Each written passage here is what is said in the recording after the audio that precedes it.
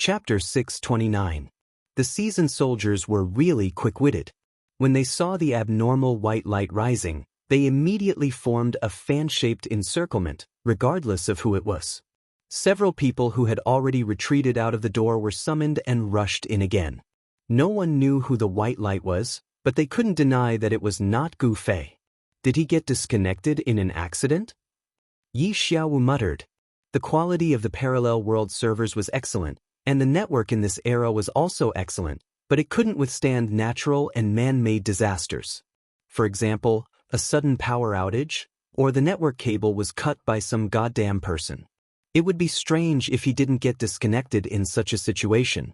The white light quickly faded, and a player appeared inside. Yi Xiaowu and the others almost thought that it was Thousand Miles drunk. However, when they saw that the player's attire was completely different, they hesitated and didn't open fire on the spot. After taking a closer look, they saw clearly that this person looked a bit like Qianli, but he was definitely not Qianli. After this person appeared, a group of people pointed their crossbows at him. After looking around, they felt that this place was very unfamiliar, and a look of surprise appeared on their faces. Yi Xiaowu and the others muttered in their hearts. This person was undoubtedly not the drunkard from 8,000 Li, but the problem was that he really looked like the drunkard from 8,000 Li. Wasn't his appearance a little too coincidental? When they didn't know what to do, a person squeezed out from the corner of the wall and greeted the guy who appeared in the tavern by stepping on the white light. "Why are you here?" The person turned his head when he heard the voice and saw Gu Fei. He was also quite surprised and then asked, "Where is this?" This question confused Gu Fei. He looked at him and said, "Are you still in a daze from sleep?" This person's expression was indeed very sleepy, and he looked around blankly again. Yi Xiaowu and the others didn't have the leisure to watch Gu Fei chat with others. As soon as they saw Gu Fei appear, they opened fire again without mercy. Since Gu Fei dared to come out, he was certainly on guard. He jumped and flipped behind a table. Now, the tables were piled up together while Water-Breaking Arrow and the others were investigating, making it even more crowded. Once Gu Fei dodged, he didn't even need to flip over the tables, and he immediately disappeared. The veterans cried. They thought of a saying, "The evils we bring upon ourselves are the hardest to bear." While the veterans were preparing to attack Gu Fei, they saw that the guy who had just come out was acquainted with Gu Fei. They were worried that he would lend a hand, so the crossbows in their hands were pointed at him. The man was very dissatisfied. He looked at the people pointing at him and said, "Why are you pointing at me? He's there." Old Lei and Dalei threw another round of bombs over there. In the fire, Gu Fei popped his head out and scolded that guy. "Gu Xian, you are too mean. Even if you don't want to help me, don't frame me." Gu Xian did not think much of it. He calmly walked toward the foot of the wall amidst the hail of bullets from the veterans. The veterans found that he was not going to help Gu Fei, so naturally he was not their enemy. Seeing him so rashly shuttling through the lines of attack, they began to worry about him. One of them found that an arrow was flying toward him when Gu Xian took a step forward. He shouted, "Be careful!" But then he saw Gu Xian casually raise his hand and pull the arrow to one side. Everyone looked at the freak who suddenly appeared in astonishment. Gu Fei saw this scene in the pile of tables and sighed with emotion. Logically speaking, Gu Xian, a guy who never practiced martial arts, shouldn't have such a fast reaction. But there was no other way. This guy was born with a fast reaction. Otherwise, how could he be called a genius? But it seemed that his reaction level had improved. Thinking of this, Gu Fei popped his head out again and shouted, "You have a fast reaction. Are you playing a game?" The veterans fainted. As expected, Gu Fei moved among the tables again. This time, his head popped up in a different position than before. Poor Old Thunder and Big Thunder were still foolishly shooting at the previous position. Gu Xian ignored Gu Fei. He walked to the foot of the wall and found a player who was watching the scene. He asked, "Where is this?" "White Foam Tavern," the player answered and looked at Gu Xian strangely. "I mean, which main city?" Gu Xian said, "Baisher City." Gu Xian cursed angrily. Only then did he have the time to look back at Yi Xiaowu and the others. These guys had once again expanded their range to surround Gu Fei.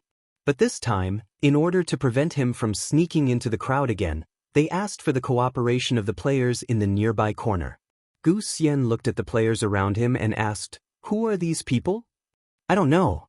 Gu Xian couldn't get an answer, so he simply shouted at the top of his voice, "Gu Fei, what did you do this time? Can't you be quiet?"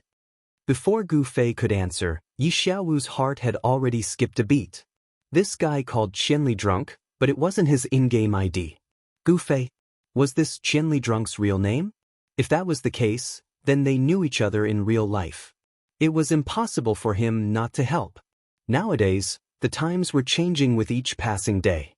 The internet was becoming more and more accepted by people. Friends made on the internet might not be as close as those made in real life.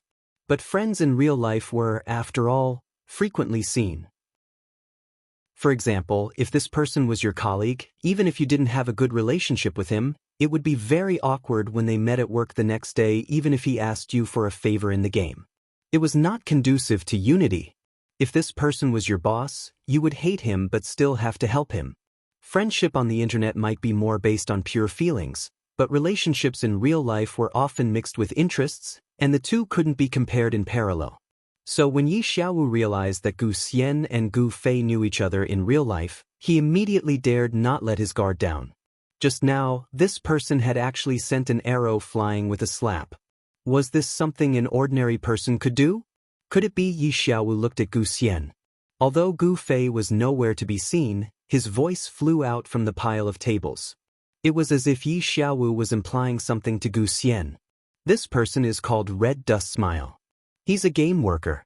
He said that I was affecting the balance of the game, so he came to help me. Hongshan Yixiao? Who is it? Gu Fei just spoke and didn't point. Gu Xian still didn't know which one was Hongshan Yixiao. He only found that someone had been staring at him. He couldn't help but look at Yi Xiaowu. "It's you?" Yi Xiaowu nodded. "Game worker, right?" Gu Xian walked over and said, "Let me give you some advice about this game." Yi Xiaowu was originally cautious and didn't want to get close to Gu Xian. Who knew that Gu Xian would say such a thing? Gu Xian was startled and continued, "I'll accept the penalty of money, level, skill mastery, and equipment for forcefully going offline, but you can't teleport me randomly. I forcefully went offline in Shiyu City, but now I'm actually online. What city is this?" Gu Xian turned back and asked the player. "Baishur City," the person answered in a daze. "Baishur City? Why did I come to Baishur City when I was online? Forcefully going offline is like this? You didn't say anything. I've never encountered this before. What's going on? How many main cities are here and Shiyu City?" In the game, the distance between two cities was basically balanced. So when players said that the distance between two cities, the unit was city. One city meant that there were two main cities next to each other, and two cities naturally meant that there was a city in the middle. 3 cities. Yi Xiaowu answered. 3 cities? Fuck. Gu Xian had already reached Yi Xiaowu's side. Once he heard the answer, he went berserk and reached out to grab Yi Xiaowu's neck. "You casually teleported me outside of the 3 cities? Do you have any sense of responsibility? I forcefully went offline every day because I didn't want to go that way. Now you're telling me to go back to Shiyu City through the 3 cities? Do you want to die?" Gu Xian roared. This guy's ID, Wind String, was also one of the top 10 Grandmasters of Combat. He was also one of the top experts in the game. A weak cleric like Yi Xiaowu was like a chicken in his hands. Yi Xiaowu's face turned green. When this guy first said that he was giving his opinion, he was still quite serious. He didn't expect that he would say something like this. Moreover, he turned on him so quickly. He was still amiable at first, but suddenly, his health was dropping. Yi Xiaowu realized that after this guy's forceful grip on his neck, it caused minor damage. His health was slowly dropping. What was worse was that this feeling of suffocation was very uncomfortable. Water-breaking Arrow and the others were not far from Yi Xiaowu, but they didn't expect this guy to suddenly go berserk and take Yi Xiaowu down. This group of veterans had a deep-rooted idea again. No one fired at Gu Xian immediately. Instead, they reached out and signaled for Gu Xian to calm down. They said, "Don't do anything stupid." The formation that was originally surrounding Gu Fei quickly changed, and Gu Xian was now in the center of the circle. Gu Fei, who was among the tables, stood up in a daze. He looked at the situation and said, "Is holding a hostage really useful?" This reminded Water-Breaking Arrow and the others. Yes, this was a game. People could be resurrected after they died. What was the use of holding a hostage? Everyone thought about it and prepared to forcefully rescue the hostage. Gu Xian had already seen through this group of people's plans. He quickly reached out and stopped them. "Wait, I haven't finished." Everyone subconsciously stopped. Gu Xian continued to ask Yi Xiaowu, "If I let you go, can you send me back to the place where I went offline last time?" Of course, this kind of thing was impossible. Moreover, Yi Xiaowu had now resigned. However, it was the first time that Yi Xiaowu encountered a situation where there was a mistake in saving the offline location when he went offline by force. It was indeed infuriating to be suddenly transported outside the 3 cities. Yi Xiaowu could understand it, but the problem was that he heard from this guy's words that he frequently used to go offline by force. His equipment, money, level, and skills must have been confiscated. He didn't care about these things. Why was he so angry this time after being transported? Compared to that, being transported was not a loss at all. Yi Xiaowu was surprised, but he felt his throat loosen. It was Gu Xian who slightly relaxed the strength in his hand, allowing him to speak. Yi Xiaowu immediately shook his head. This is impossible. Not to mention that Yi Xiaowu had now resigned. Even if he had the authority, it was impossible for him to do this. Any consequences caused by forcefully going offline were borne by the players themselves. This was what the game company had always emphasized. It was impossible to open a back door for anyone. Broken Arrow and the others looked at Gu Xian. They had already received a negative answer, so they wanted to hear what he had to say. In the end, Gu Xian didn't say anything. He grabbed Yi Xiaowu's neck again and casually threw him. Yi Xiaowu was thrown away like a piece of trash, falling into the corner of the messy pile of tables and chairs. Everyone's gazes were fixed on him, wanting to see what kind of sorry state he would be in. They didn't think that the moment he fell, a white light would rise and Yi Xiaowu would actually be directly killed. Normal players were shocked at the damage of this body-hugging throw. They didn't think that this random guy was actually a ruthless person. This guy was indeed ruthless, but normal players' thinking was wrong. He was ruthless. The moment he threw Yi Xiaowu out, he even punched and kicked him. Normal players didn't notice, but how could experts with sharp eyes like Gu Fei and the others not see it? TSK. Gu Fei shook his head and flipped out from the pile of tables. He looked at Gu Xian with disdain and said, "It's not good to vent your anger on others." Gu Xian's gaze was unexpectedly helpless. He let out a long sigh and said, "The distance between the 3 cities, my heart is already dead. You're lazy until you die." Gu Fei didn't pay any more attention to him. Instead, he looked at Broken Arrow and the others. "What, do we continue?" Speaking of which, Gu Fei didn't have any ill feelings towards this group of veterans. He could see that they were a group of straightforward men. Hongshan Yixiao was Broken Arrow's friend. People like them would naturally do anything for a friend. They emphasized the word loyalty, which had been passed down as a virtue since ancient times, but was often ridiculed in today's world. People couldn't do this word, so they criticized it more. They talked about the harm of feudal concepts and so on. All of them stood at the highest point of right and wrong, elaborating on the destructiveness of this word. But even the law was nothing more than human feelings. If one only emphasized the righteousness of the rules and didn't care about human feelings, then they wouldn't be human, but a parallel world system. Gu Fei looked at this group of veterans and knew that they wouldn't give up so easily.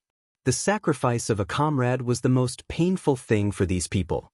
But at this time in the game, when they thought that their fallen comrade could immediately be resurrected at the resurrection point, this group of veterans actually experienced a great sense of happiness. It was just that every time this happened, everyone would always think of their comrades who sacrificed their lives on the real cruel battlefield. For a moment, their expressions would also be a little gloomy. But soon, everyone adjusted their mentality. As soon as Gu Fei finished his question, They immediately raised their bows, raised their crossbows, and threw their bombs. They all launched an attack together. Mountain Axe, who thought that he was more skilled in close combat, saw that Gu Xian was obviously also a martial artist. He immediately gave up on shooting from a long distance and pounced forward bravely. Gu Xian and Gu Fei both came from the Gu family, so their martial arts were naturally of the same origin. But in the game, there was a significant difference between the two. Gu Xian had strength, while Gu Fei didn't. As a result, there was a stark difference between the two of them. Mountain Axe also chose to be a grandmaster of combat, so he didn't have any suppression on Gu Xian in terms of strength. The two of them exchanged punches and kicks, which was quite similar to the battle between Bai Yan Jingjing and Mountain Axe in the morning. But although Gu Xian knew martial arts, he actually didn't practice martial arts. He didn't have the deep-rooted concerns that Gu Fei and the others had developed in the process of learning martial arts. Just by looking at how he locked Yi Xiaowu's throat just now, it could be seen that this guy was very violent when he used martial arts. This was something that Mountain Axe could feel more directly. The martial artist in front of him was very different from Gu Fei and Bai Yan Jingjing. This guy stabbed people's eyes, dug out their hearts, and kicked their genitals. He really used all kinds of vicious methods. If this was brought to reality, it would basically be a death sentence. Although Mountain Axe lost to Gu Fei in the morning, he actually only fought with Gu Fei for a few rounds, so he didn't know much about Gu Fei. On the contrary, the fierce battle with Bai Yan Jingjing gave him a better understanding of Bai Yan Jingjing. It was in the process of fighting with Bai Yan Jingjing that he realized that most of the martial artists' moves avoided the strong points and focused on the weak points. They were very skillful, but their damage was relatively low. Even after Gu Fei refuted his ideas and defeated him, he still had doubts about Kung Fu because holding grapes was not a serious matter, and Gu Fei's final move to kill him relied on the sudden change of skills in the game. This doubt was finally dispelled in the process of fighting with Gu Xian. Gu Xian knew all the moves of the Gu family, but he didn't practice them in real life, nor did he fight with them. Naturally, no one admonished him, and he naturally didn't have the same thoughts as Gu Fei or Bai Yan Jingjing. He really used whatever moves he needed to use. He didn't go easy on his opponent, nor was he polite. Everything he did was to kill his opponent. During the first 5 rounds, the two of them attacked and defended. After the 10th round, Mountain Axe was already at a disadvantage. After the 15th round, Mountain Axe felt a chill in his heart. Like Gu Fei, he often thought about what would happen if this was reality, when he fought with others. It was fine to think about it normally, but he still thought about it when fighting with Gu Xian. The more he thought about it, the more he felt a chill in his heart. If he didn't die after fighting with this person, he would definitely be skinned, have his bones broken, be blinded, lose his ears, and have his penis broken. This was even more terrible than death. The overwhelming momentum he had when fighting with Bai Yan Jingjing gradually disappeared because of the chill in his heart. Mountain Axe finally witnessed with his own eyes how terrifying Kung Fu could be in actual combat. He completely believed what Gu Fei had said before. What you guys have mastered is only a shortcut. If you really want to spend your energy on this, you guys don't have the time. After the 20th round, Mountain Axe was finally taken out by Gu Xian. He swung his arm and threw it again. This time, he didn't fall to his death. Instead, he used it as a hidden weapon and threw it at Old Lei Dalei, who threw the bomb. Old Lei Dalei paused the bombardment of spells to dodge. Gu Xian looked at the sea of fire that was blasted out by the two of them in disdain. You're so useless. You dare to come out and directly fight with others? You've completely lost the face of the Gu family. Fuck, so you only want to deal with one. Gu Fei's voice came from the other side. The seasoned soldiers went crazy again. You've been watching so closely. Why did it move again? Teleportation was too shameless. What kind of game was this? It didn't make sense at all. Gu Xian and the other seasoned soldiers could also see that he was not inferior to Gu Fei. However, their main mission was to deal with Gu Fei after all. They didn't want to cause trouble for unrelated people, so the focus of their attacks wasn't on Gu Xian. Mountain Axe took the initiative to attack, and the others didn't help much. Now that Mountain Axe had lost, and Gu Fei was weaving in and out of the pile of tables. It was too difficult to deal with. Take them down one by one. Sniper God sent a message in the channel. Everyone nodded and accepted the order. They no longer insisted on fighting with Gu Fei. Everyone turned their arrows to Gu Xian, who was standing in front of them. In the end, Gu Xian leaped into the pile of tables on the side in an extremely smooth manner. Useless. On the other side, Gu Fei saw that Gu Xian was doing the same thing as him and was very disdainful. Chapter 630. Gu Xian jumped into the pile of tables and squinted to see Gu Fei, who was also hiding under a table. The pile of tables was like the Great Wall, protecting the two of them. On the other side of the Great Wall were Broken Arrow and the others, who were furious. Go and search. They were afraid that Gu Fei would suddenly appear from a corner and kill them. If they didn't go, only Old Thunder and Daily Eye's grenades were a threat, but they often hit the wrong place. Deal with that one first. He can't teleport. Cover him and get ready to charge. Broken Arrow said. Old Thunder and Daily Eye responded and started throwing grenades.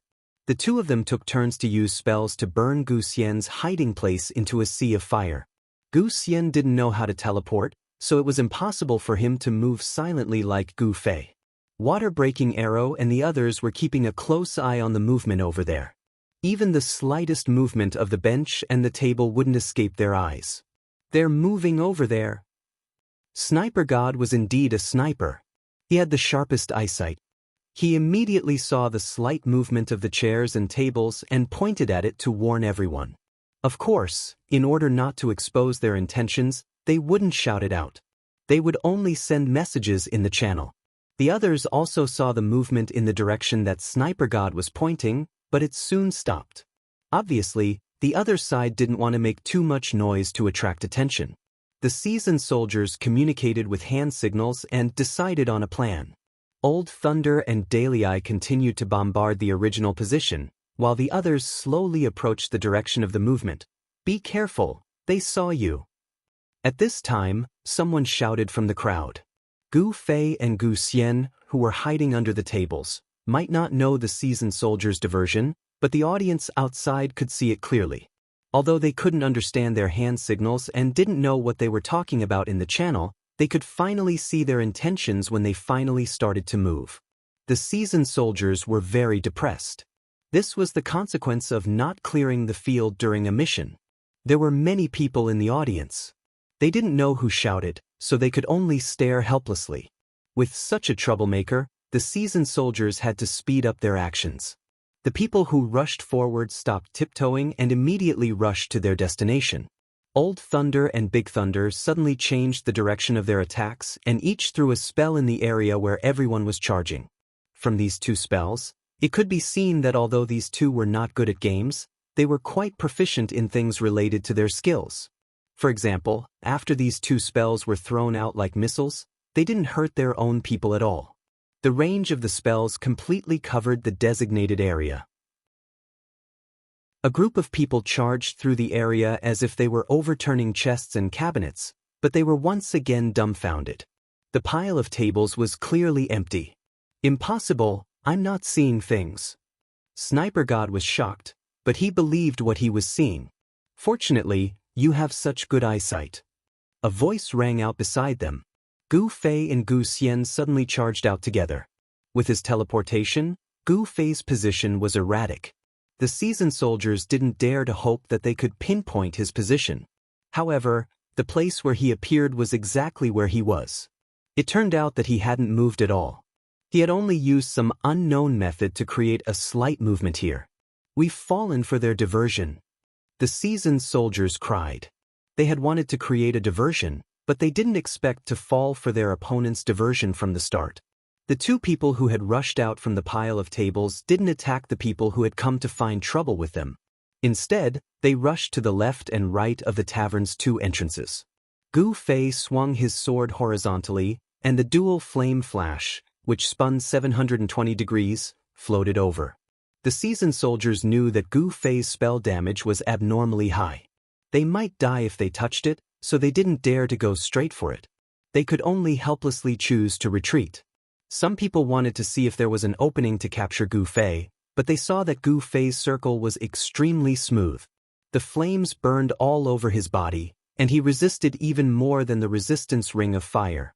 When the flames were gone, Gu Fei had already turned and left the tavern. On the other side, Gu Xian was even more carefree than Gu Fei. After running out from the pile of tables, he casually borrowed a chair from the side and put his leg on it. Then, he directly flew over the heads of the two people guarding the door. How could the two let him go so easily? They both reached out to grab him, but Gu Xian, who was flying in a straight line, suddenly landed vertically in midair. He kicked the person on the right and grabbed the person on the left. With a swing of his hand, he threw the person on the back at the pursuers, and then he himself dashed out of the door. The players who watched the two of them fight were dumbfounded. The seasoned soldiers were skilled in real combat, but their understanding and usage of in-game skills were relatively weak. They couldn't compare to many ordinary players. At this time, the mage players were amazed at the rippling effect of the dual flame flash that Gu Fei had just used before he left the door, while the Grandmaster of Combat players were shocked at the skill that Gu Xian used when he rushed out. Gu Xian stepped on the chair and jumped out. In fact, it was not a normal jump. During the jump, he also used the Grandmaster of Combat's Galloping Meteor. Halfway through, he cancelled the skill with precision and used Flying Swallow Slash, which resulted in the sudden fall. After that, the body-hugging throw looked normal to the ordinary players, but the one who was thrown out had a deeper understanding of it. The grab coincided with the angle at which he rushed up, so he couldn't dodge at all. Seeing the two of them escape just like that, the seasoned soldiers were extremely depressed. Sniper God, who had made the wrong judgment because of his good eyesight, was even angrier. At this time, he looked at the original hiding place of Gu Xian for a moment and suddenly said, "Old Lei and Dalei kept bombarding this place. If that guy didn't move, how is he not dead? How much HP does he have?" This question was very in-game. None of the people present were familiar with game data, so they were momentarily stumped. Water-breaking Arrow, who had the most experience in the game, also felt that this question should not have been answered. At that time, Old Lei and Dalei had thrown a number of spells at this place. Indeed, no matter who hid here and did not move, it should be enough to exhaust their HP. Everyone was struggling with this question. Water-breaking Arrow even sent a message to Yi Xiaowu for advice, but he heard someone in the crowd laughing. At this time, the excitement was over, and the onlookers were all enjoying the embarrassment of this group of people after they failed. It was like a funny ending left after the climax of a blockbuster film, and it would be a pity if they didn't watch it. The onlookers were discussing the battle just now, and the guy who had laughed glanced at the seasoned soldiers, pointed at the place where Gu Xian was hiding, and explained to the people around him. As soon as Water-breaking Arrow and the others saw this person's position, they knew that the group of people there could have seen Gu Xian's hiding place just now. The veterans could also see that the spectators didn't have a good impression of them because they had the advantage in numbers. If they directly went up to ask, they might be rebuffed. After Water-breaking Arrow signaled with his eyes, a thief tacitly understood. He activated stealth and went up to scout. While listening to the discussion of the players on the other side, he quickly broadcast it to everyone in the channel. Hearing the truth, the seasoned soldiers vomited blood again. It turned out that Gu Xian's hands and feet were hooked onto the table in midair when he attacked with the spell. In this way, the heaven-falling fire wheel that fell from the sky was blocked by the table, and the flaming 3,000 layers flame that ignited on the ground was not hurt because he did not touch the ground. This is shameless. Old Thunder and Big Thunder were speechless after hearing this answer. They were not young anymore, but in the end, they used such a childish word as shameless. The others could only smile bitterly and look at each other. Now they completely understood that the game was a game, and the reality was reality. Not to mention teleportation, now he could block the seemingly arrogant spell attack with a broken table, and when Gu Xian left, he could ignore the physical inertia and fall straight down with one skill cancelled. These were all impossible things in reality. A fall into the pit, a gain in your wit. Everyone learn well. Water-breaking Arrow said. Old Broken Arrow, you played longer than us. Someone said. I'm old, not like young people. Water-breaking arrow said. Sigh, it seems that we are really old. Everyone was very depressed. They were just a group of retired veterans, and although the game could allow them to regain the physical strength and skills they had when they were young, they were helpless when it came to accepting new things on a spiritual level. This might be the sorrow of old people, as it was always easier for young people to learn new things. Let's retreat first. The seasoned soldiers were about to leave dejectedly, but at this moment, the door was suddenly pushed open. Gu Fei poked his head in, looked at them and said, "What are you doing? You still haven't come out after such a long time." The seasoned soldiers were stunned and looked at the crowd. From Gu Fei's words, did he mean that he was waiting for them outside the door? Didn't they have a hard time rushing out of the tavern? The seasoned soldiers didn't know what to ask. Come out quickly. Fighting inside the house is a hindrance. Let's fight outside. Gu Fei said. Good boy. I'm starting to admire you. Sniper God was immediately energized. He rolled up his sleeves and was ready to fight again. However, before he could even take 2 steps, a person flashed in front of him and stopped him. After saying a few words, Sniper God's eyes widened. What? Compensation? After saying this, he circled around the person and looked him up and down. In the end he asked, "Are you an NPC?" The NPC had probably never met such a low IQ question in his life.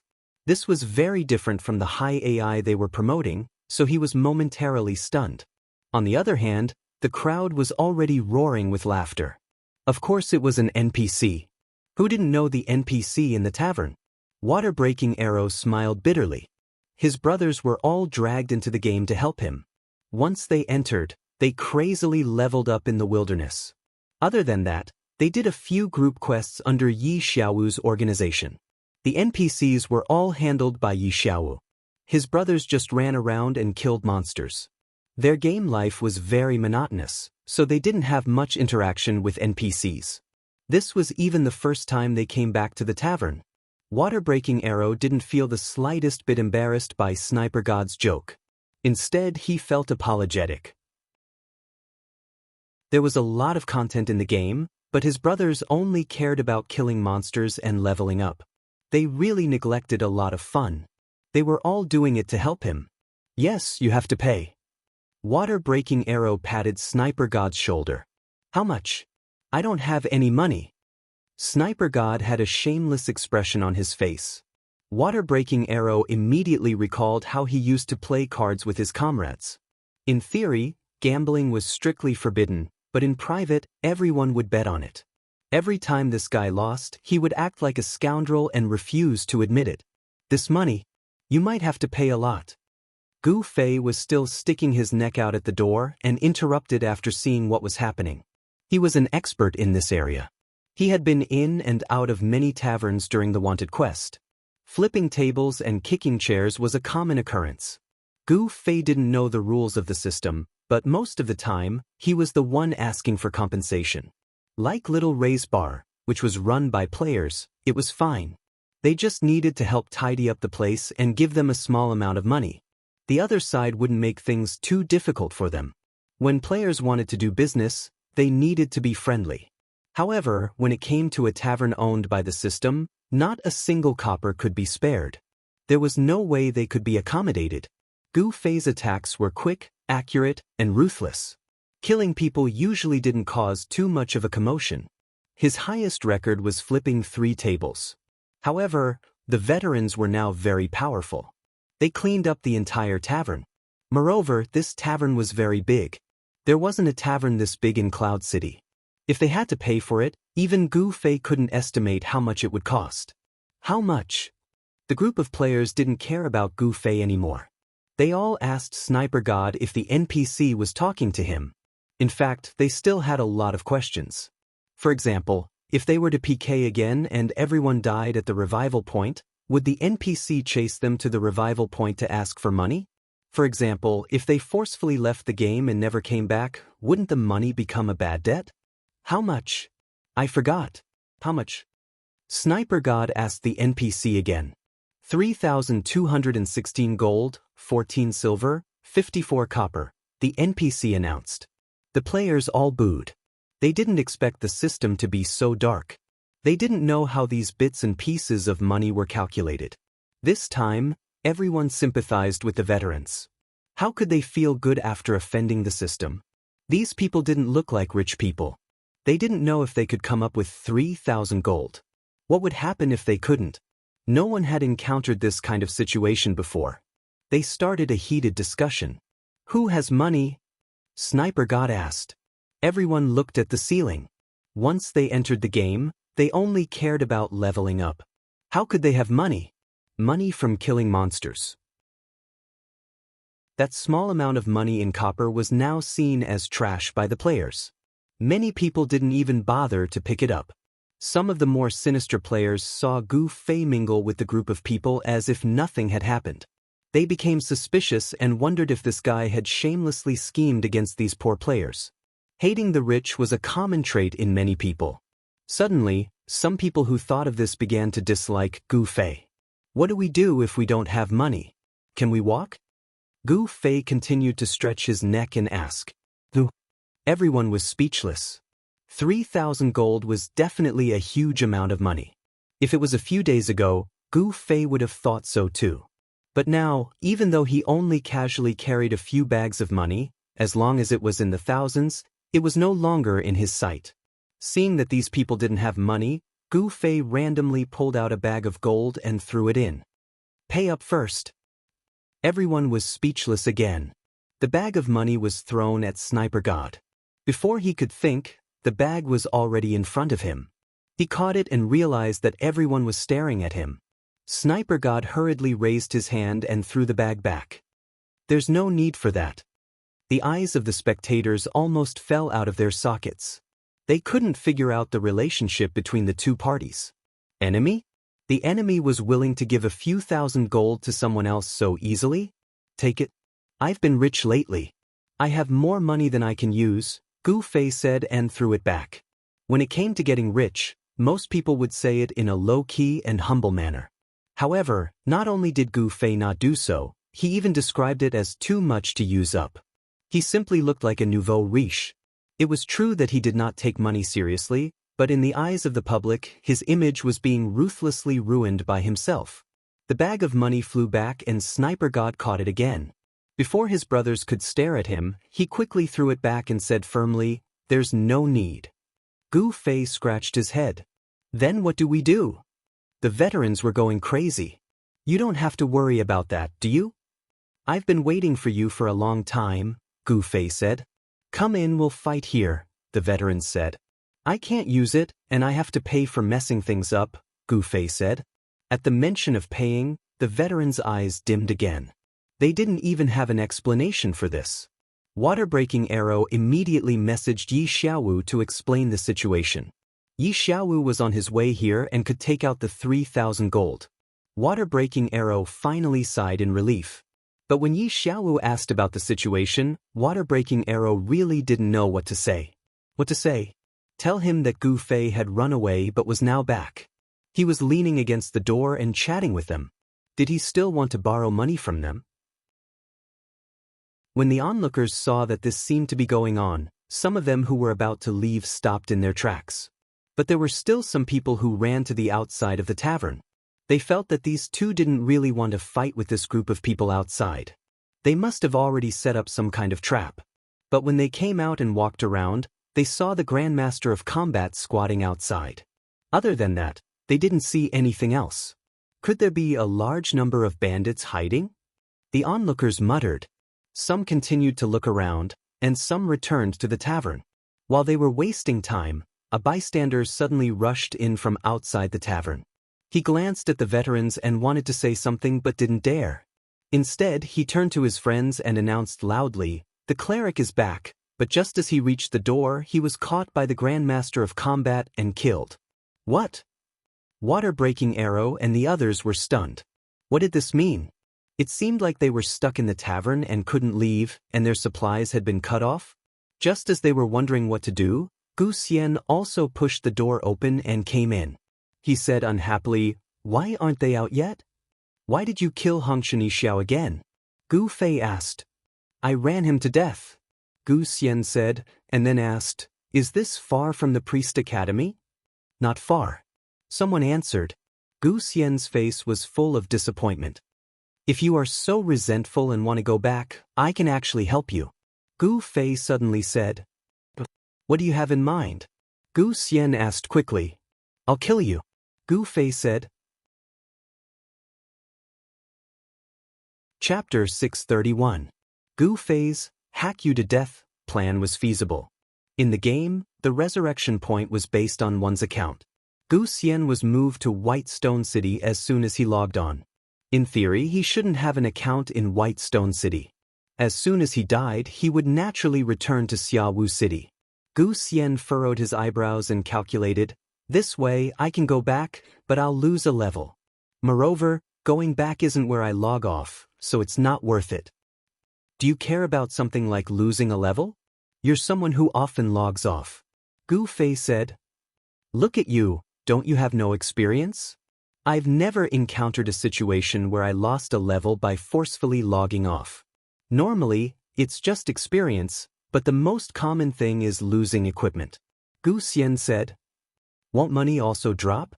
Gu Fei asked. "Money can be deposited in the bank," Gu Xian said with disdain. "That's right. Before I came in, I heard you say that you recently made a fortune?" Gu Xian asked.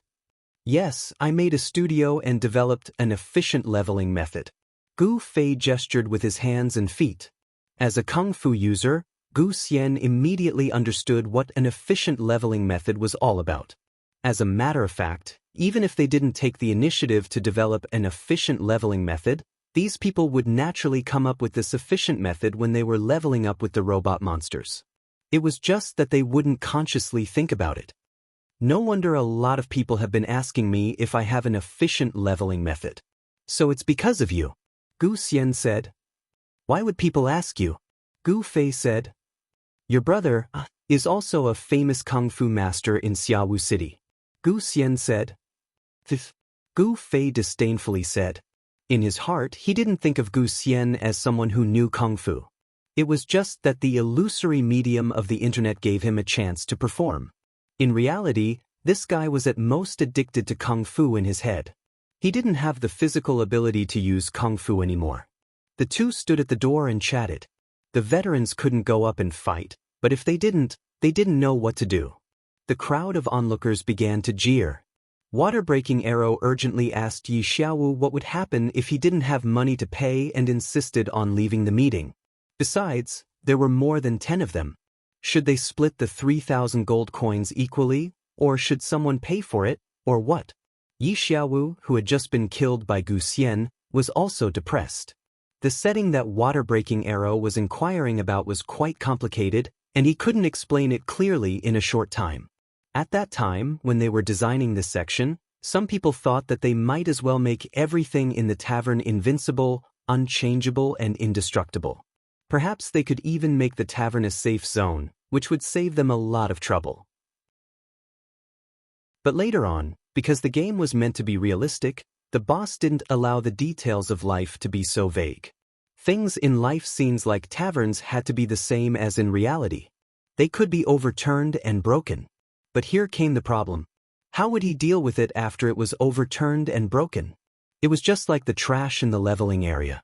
Once it reached a certain point, it would all return to its original state. At this time, the boss's capitalist nature came back again. If he broke something, of course he had to pay. Come up with a compensation mechanism. The boss's words had stumped countless planners. In any case, he didn't care. The boss had always created difficulties and relied on his employees to solve them. Frankly speaking, it was easy to come up with a system. The difficult part was how to make the players accept it. Therefore, when the system was first made, the planners had always been nervous. But when the rules of the tavern were announced during the open beta, the players didn't have much of a reaction. Everyone seemed to understand the rule of pay for things that are broken very well. Seeing the players' mentality, the planners were emboldened. They became bolder and bolder. Finally, there was the rule that if the players didn't pay, the system would enforce it. Of course, to be realistic, the enforcement of the system didn't directly change the money from the players' pockets to zero. It would also symbolically send out soldiers to educate the players about the bad behavior of not paying for things that were broken, and then forcibly take the money from the players' pockets. If the money was not enough, the system would seriously inform the players that they owed money and would continue to confiscate it from the players' pockets until they had enough. This rule was ruthless. The planners were nervous again, wondering if the players who owed money would be so desperate that they would stop playing the game. In the end, it turned out that the planners had habitually underestimated the players' intelligence. Since they knew the rules of the tavern and knew that the system would not care about money, who would be so reckless as to cause trouble in the tavern? Daring to challenge in the tavern had now become a way to compete for wealth in some main cities. If you flipped a table, I'll flip 2. Fuck, if you're so ruthless, I'll flip 3. This kind of person would consider the consequences before making a move. In the end, they were willing to be punished. They even bragged on the forum, "I'm in a bad mood today. I flipped 10 tables in the system tavern." Then, there were a bunch of replies. The original poster is rich and lewd. In the end, the ones who were restricted by this rule were the people led by the chief planner. Look at how messed up this matter was. Yi Xiaowu now understood the situation. Water-breaking Arrow and the others wanted to go out and fight with Qianli and Drunk. But the problem was that even if they went out, they wouldn't have the chance to do so. Once they left the tavern, the system guards would definitely kill them and force them to pay the fine. If they wanted to have a peaceful environment to fight, they had to pay the fine first. Yi Xiaowu regretted it. If he knew that he would get into trouble like this, he wouldn't have chosen to fight in the tavern. He really didn't think that fighting in the tavern would require flipping the entire tavern. He thought that it would only be flipping a few tables at most. That priest is here to give money. If he comes again, don't kill him. Gu Fei was telling Gu Xian, "Aren't you rich? You can lend them first. I have to train his legs today." Gu Xian was stubborn. "They won't lend it. Won't it be the same if you wait for him to leave the money behind?" Gu Fei said, "That's fine." Gu Xian nodded. Water-breaking Arrow and the others were going crazy. These two people were deciding their life and death as if no one else was around. Although as soldiers, they understood the saying, strategically look down on the enemy, tactically pay attention to the enemy, being ignored like this still made them feel very pained. Someone in the tavern fired at the two with a crossbow. The two hurriedly dodged out of the tavern. Some people wanted to chase after them but were stopped by water-breaking arrows. They weren't afraid of being fined, but they couldn't bear the thought of a system guard coming out to mess with them right now. Yi Xiaowu finally managed to sneak back into the tavern. This time, he didn't dare come over directly.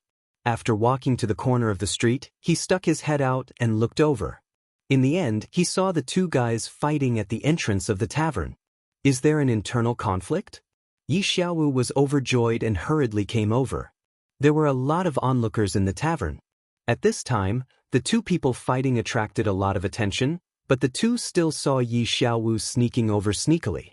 "He's back," Gu Fei said to Gu Xian. "I saw him, but he seems to be quite happy. What is he happy about?" Gu Xian said as he threw a punch.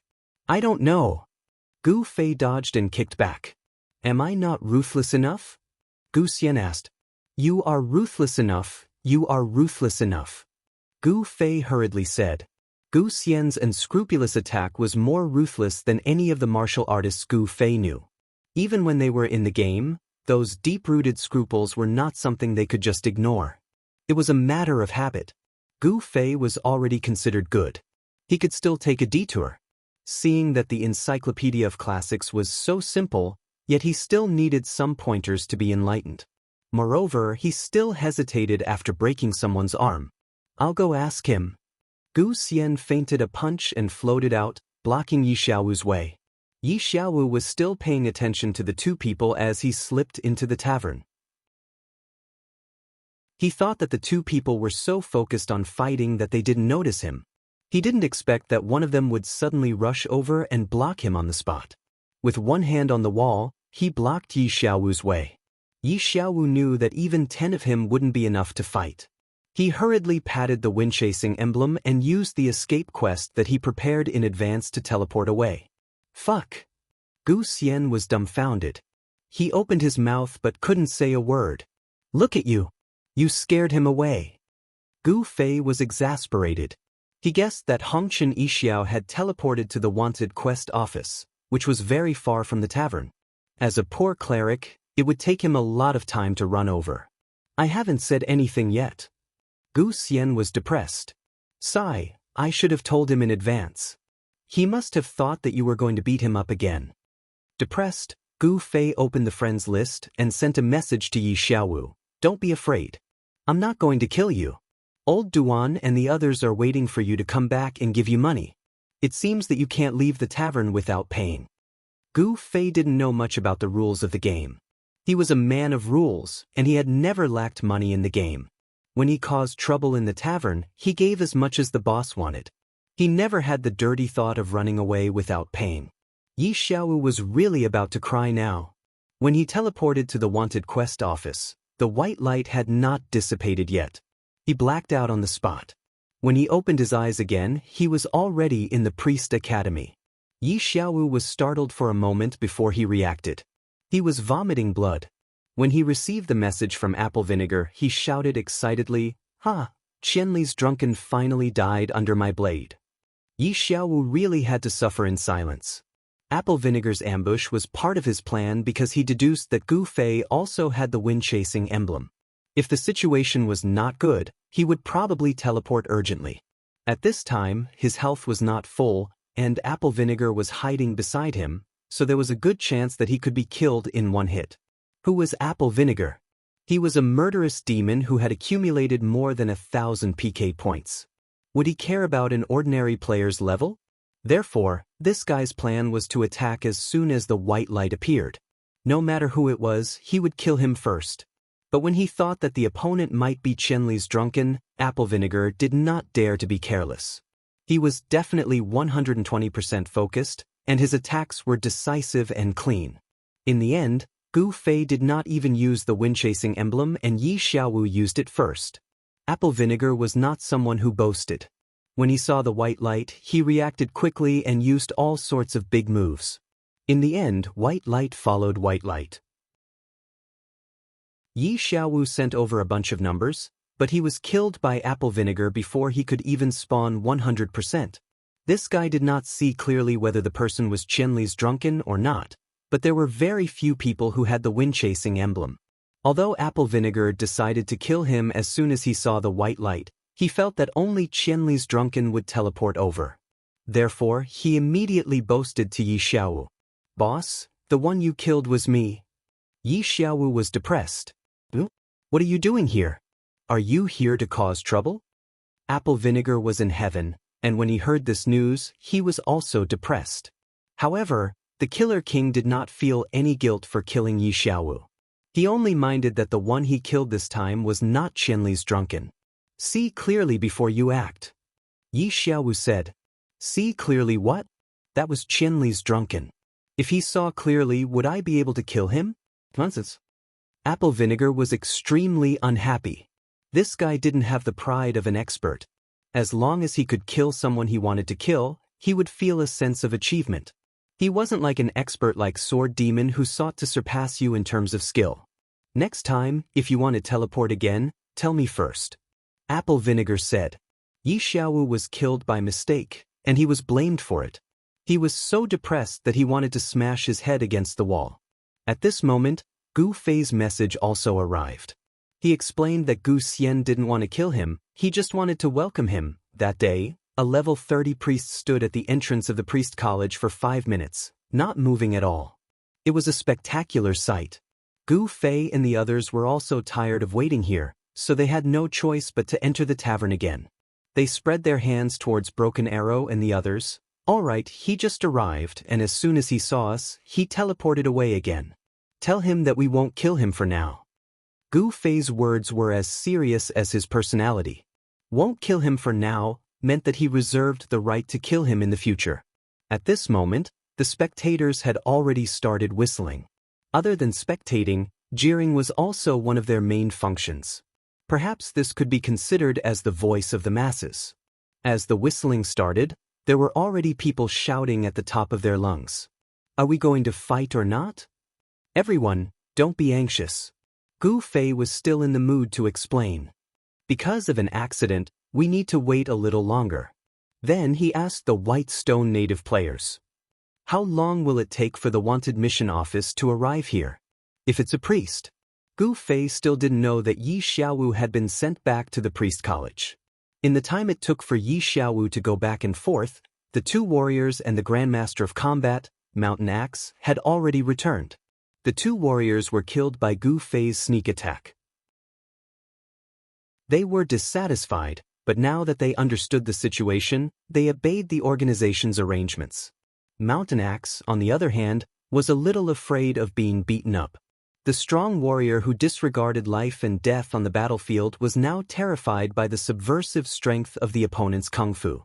If a normal person were to experience this kind of fear, they wouldn't have the qualifications to experience it. This was because normal people couldn't understand the helplessness of fighting an expert with all their strength. If a normal person came up, they would be instantly defeated. What was there to be helpless about? Let's continue training outside. Gu Fei pulled on Gu Xian. He discovered that this cousin of his in-game was really a good training opponent. I'm not going, it's boring. Gu Xian said. How could that be? Gu Fei said. You're the only one who's crazy about kung fu, okay? Right now, my kung fu in-game is used to bully people. If you go out and let me beat you up, then I'll accompany you to train. Gu Xian said. Although Gu Xian was fierce, Gu Fei had been in the game for a long time and was not as wooden as the 100 Lives of Wisdom. No matter how talented Gu Xian was, he couldn't withstand Gu Fei's 20 years of hard work. Moreover, Gu Fei wasn't a normal person. If Gu Xian's talent was calculated to be 100 points, then Gu Fei would also have 95 points. But with hard work, Gu Xian would have 0 points and Gu Fei 100 points. In total, Gu Xian would still have 100 points and Gu Fei 195 points. This was the difference in reality. Although the game relied on the settings to help Gu Xian make up for his physical condition, 20 years of hard work didn't only train his muscles. The game couldn't simulate other aspects. In this way, even if the game gave Gu Xian a few dozen points, he still wouldn't be able to surpass Gu Fei. This was because Gu Fei's class was a mage and had no strength. His total points had to be deducted, so the two were relatively close. If the two were of the same class and stats, then Gu Xian would also be bullied by Gu Fei. If you want to train so much, go find them. There are so many of them. Gu Xian pointed at the veterans. Aren't we organized? We'll start training when that person comes back. Gu Fei said. The veterans were depressed. In Gu Xian's words, they were bullied, and in Gu Fei's words, they were training partners. Why didn't these two go die? Sniper God slammed the table and wanted to say something, but Water-Breaking Arrow's expressions suddenly changed. How did he die again? Everyone asked in shock. Water-Breaking Arrow said. Angshan Xiao? What happened? Can he still make it? Gu Fei was more concerned than anyone else. Yi Xiaowu's death wasn't the apple vinegar death. After adjusting his mood at the Priest Academy, he regrouped and headed to the White Foam Tavern. However, before he even walked one street from the Priest Academy, an arrow flew out of nowhere and killed him on the spot. 4 times. In less than 40 minutes, Yi Xiaowu had already died 4 times. Even Non-Smiler wasn't as miserable as he was. Non-Smiler being chased down 10 levels was the result of Gu Fei's hard work for an entire night. People gave him the nickname 10 times a night. If he continued to die at this pace, Yi Xiaowu had a high chance of breaking Non-Smiler's record for the fastest level drop. It was unknown if he would also get a nickname. Someone was watching me. Yi Xiaowu, who had been reborn at the Priest Academy for the 4th time, immediately had this thought. As for who it was, he couldn't think of it. He was level 30 and had a Mu. With the golden ratio and agility, there were many people in the game who could insta-kill him. Yi Xiaowu sent the bad news to Water-Breaking Arrow as he stood at the entrance of the Priest Academy and looked around.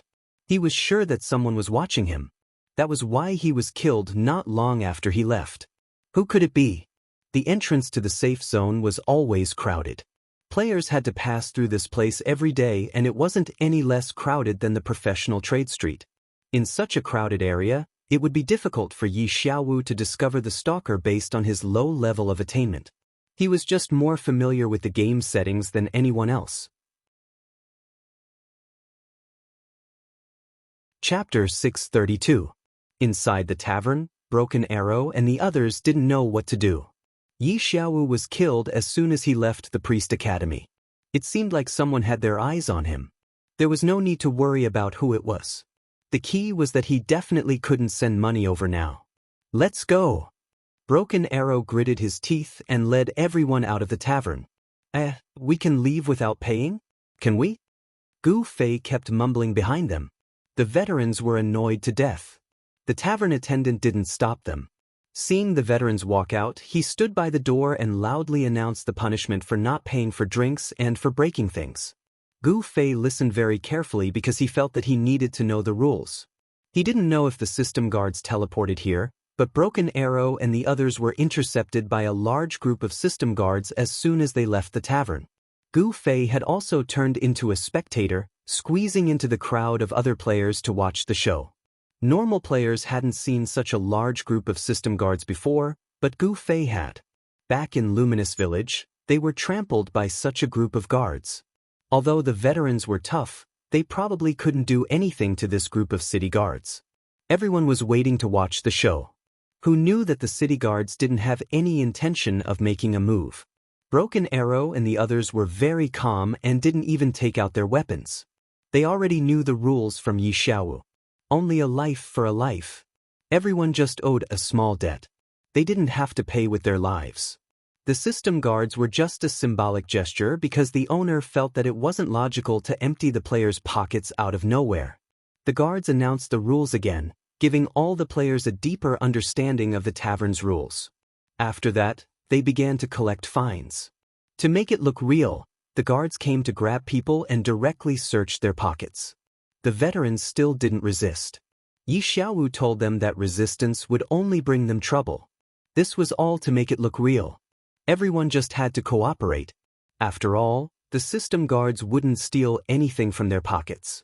More than a dozen people's pockets were all searched, and then the system guards announced how much fines they had forcefully collected, how much money was left, and how they would collect it. The players' horizons were truly widened. After nearly half an hour, the system soldiers finally finished their mission and left. The veterans were finally free, and they hurriedly rushed towards the Priest Academy. Gu Fei hurriedly jumped out to stop them, shaking his head. If we had known this would be the case, we wouldn't have had to wait so long, right? I thought we would be forced to stay in the tavern if we didn't pay. Let's spar again in the future when we have time. We are in a hurry to save people. Water-breaking Arrow said with a dark face. Gu Fei didn't know whether to laugh or cry. Are you muddle-headed? Exchanging pointers is just a formality. Aren't we enemies? The veterans looked at each other in dismay. Originally, they had the advantage in numbers and felt that they were the ones taking the initiative. They could fight and retreat whenever they wanted. How did the situation reverse now? Just two people dared to take the initiative to challenge them and not let them go? Gu Fei said, "Don't talk about me, even if I let you go now, the audience wouldn't agree." There was a round of applause. The onlookers clapped until their hands were red, their impression of Gu Fei skyrocketing. Thank you, thank you. Gu Fei clasped his hands together in thanks. Breaking Arrow and the others had a straightforward style. They didn't want to say anything more in this situation. Cover, retreat. With a single sentence, the veterans calmed down from being angered to death by Gu Fei and Gu Xian. They quickly adjusted to battle mode and split into two groups. The thieves, archers, and mobile players began to retreat while the rest stayed to deal with Gu Fei and Gu Xian. But Gu Fei had already seen through their intentions. He swung his sword and a wall of electricity blocked the path of those who wanted to retreat and rush towards them. The veterans were depressed. It was this surreal thing again. They were getting more and more annoyed with it. Can we break through? The veterans had never seen a wall of electricity before and wanted to try. No, we'll be paralyzed, Breaking Arrow said. After all, he had been with Yi Xiaowu for a long time and knew a lot about Gu Fei. This is his wall of electricity. The veterans had actually been taught a lesson and knew that Gu Fei knew something called wall of electricity, but they didn't know what skill it was without seeing it. These uncles had zero knowledge of the game. Even something as common as fireball couldn't be imagined if you didn't show it to them. They were even worse than Gu Fei when he first entered the game. Go around. Sniper God walked to the wall with his hands in front of him. The others understood and rushed over to step on his palms. Sniper God raised his hand and the person used the momentum to jump up. He climbed up the wall in 2 or 3 steps. The whole process took less than 2 seconds. Then the second person, the third. Aya, professional. Gu Fei sighed in admiration. The other side had a total of 5 archers and 2 thieves. By the time Gu Fei rushed over, 4 of them had already climbed up. The 5th person had a bit of a problem. He was a middle-aged man who was out of shape. When he tried to climb up, he was blocked by his beer belly. His beer belly was very elastic and he almost bounced off. Fortunately, Broken Arrow and the others had already grabbed him and dragged him up. This person felt ashamed. The others lamented, machine-operated food isn't good. Sigh, I have to socialize every day. This person sighed. Sniper God and the other person couldn't go up in time. He waved his hand at them. You guys go first. Then, Sniper God ran and pulled out his crossbow and fired at Gu Fei. To be honest, he wasn't in the mood to use the crossbow. He felt that it was too slow, but he had no choice. What else could be more like a gun? Breaking Arrow and the others didn't hesitate and immediately retreated along the roof. Gu Fei didn't bother with the 5 that got lost. It was a pity that he only managed to block 2 people with Wall of Electricity. Wall of Electricity was the spell that consumed the most mana that Gu Fei had. He had used up almost half of it. The rest of the veterans also spread out and found cover. They pulled out their crossbows and shot at Gu Fei and Gu Xian. Gu Xian didn't know what to do. He was waiting for people to rush over and fight with him. In the end, they all scattered in all directions and started shooting. What's the meaning of this? We were hiding in the tavern, but now they're hiding? These people are quite vengeful. Petty, Gu Xian said to Gu Fei. The 2 of them weren't close. Gu Xian shouted and the veterans could hear him. Naturally, it was an internal injury. We're such a professional street fight. How did it become petty? Who's vengeful? In a moment of anger, everyone's firepower was focused on Gu Xian. The veterans had their reasons for moving around. The range of their crossfire was quite wide. If they really had guns in their hands, even 8 Gu Xian wouldn't have been able to escape. But in the end, the game hurt them. In real life, no matter who it was, the speed of the bullets would be the same when the trigger was pulled. Even the speed of a handgun was faster than the speed of sound. In shoot-'em-up movies, the heroes would often listen to the sound to avoid bullets. Wasn't that ridiculous? That was a distance of 20 to 30 meters. The bullets were faster than the sound of sound. How could they dodge when their heads exploded? In the game, crossbows were far slower than the slowest handguns. Because everyone had different classes, different stats, and different equipment, there was a difference in firing speed. To make up for this difference, the veterans had to revise their teamwork. But they hadn't practiced to this extent yet. Everything was still based on their habits when they were soldiers. After not playing for so many years, it was inevitable that they would be rusty. In addition to the differences in the game settings, there were many flaws in their teamwork. The crossfire that they fired felt like it was a mess and full of loopholes. One by one, they watched as Gu Xian dodged and dodged the firepower and ran behind cover to hide. After that, the kid suddenly raised his hand and shouted, "I'm hiding here. If you want to fight me, come over yourself." Fuck, you're too lazy. Gu Fei was depressed. He was still entangled with Sniper God and the other archer who hadn't escaped in time. It was a different situation when the 2 of them held crossbows. They were of the same class, had the same stats, and had similar equipment. Even if their firing speed wasn't as fast as a gun, at least when they worked together, they wouldn't be in a situation where one of them could shoot while the other was halfway. The 2 of them kept a distance from Gu Fei and attacked him from both sides, leaving Gu Fei at his wit's end. These 2 were archers who were as fast as him. He couldn't catch up to them by running. Gu Fei had no choice but to dodge the attacks of the two while attacking the others. He wanted to find a close combat opponent. Seeing that Mountain Axe was hiding behind a pile of wooden barrels, he thought to himself, "This guy is a fighter, let's go find him." However, Mountain Axe's thoughts were different from Gu Fei's. He was passionate about fighting because it was his best method of killing targets. It was the most powerful weapon for him to complete his mission. However, he knew that this weapon couldn't complete his mission, so of course, he wouldn't use it. If he continued to fight with Gu Fei, the other comrades who wanted to shoot at Gu Fei would have a lot of misgivings. So when he saw that Gu Fei was moving towards him, he didn't even think about it before running away. "Sai, why are you running too?" Gu Fei was depressed, pulling his hair. He thought he found a bunch of good opponents to practice with, but these people didn't seem to be passionate about this sport. They just liked to hide and shoot from afar. It seemed that what the old man said was true.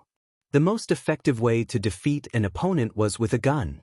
This group of people who had killed on the battlefield clearly understood this principle. If it was a simple race, Gu Fei wouldn't have a problem catching up to Mountain Axe.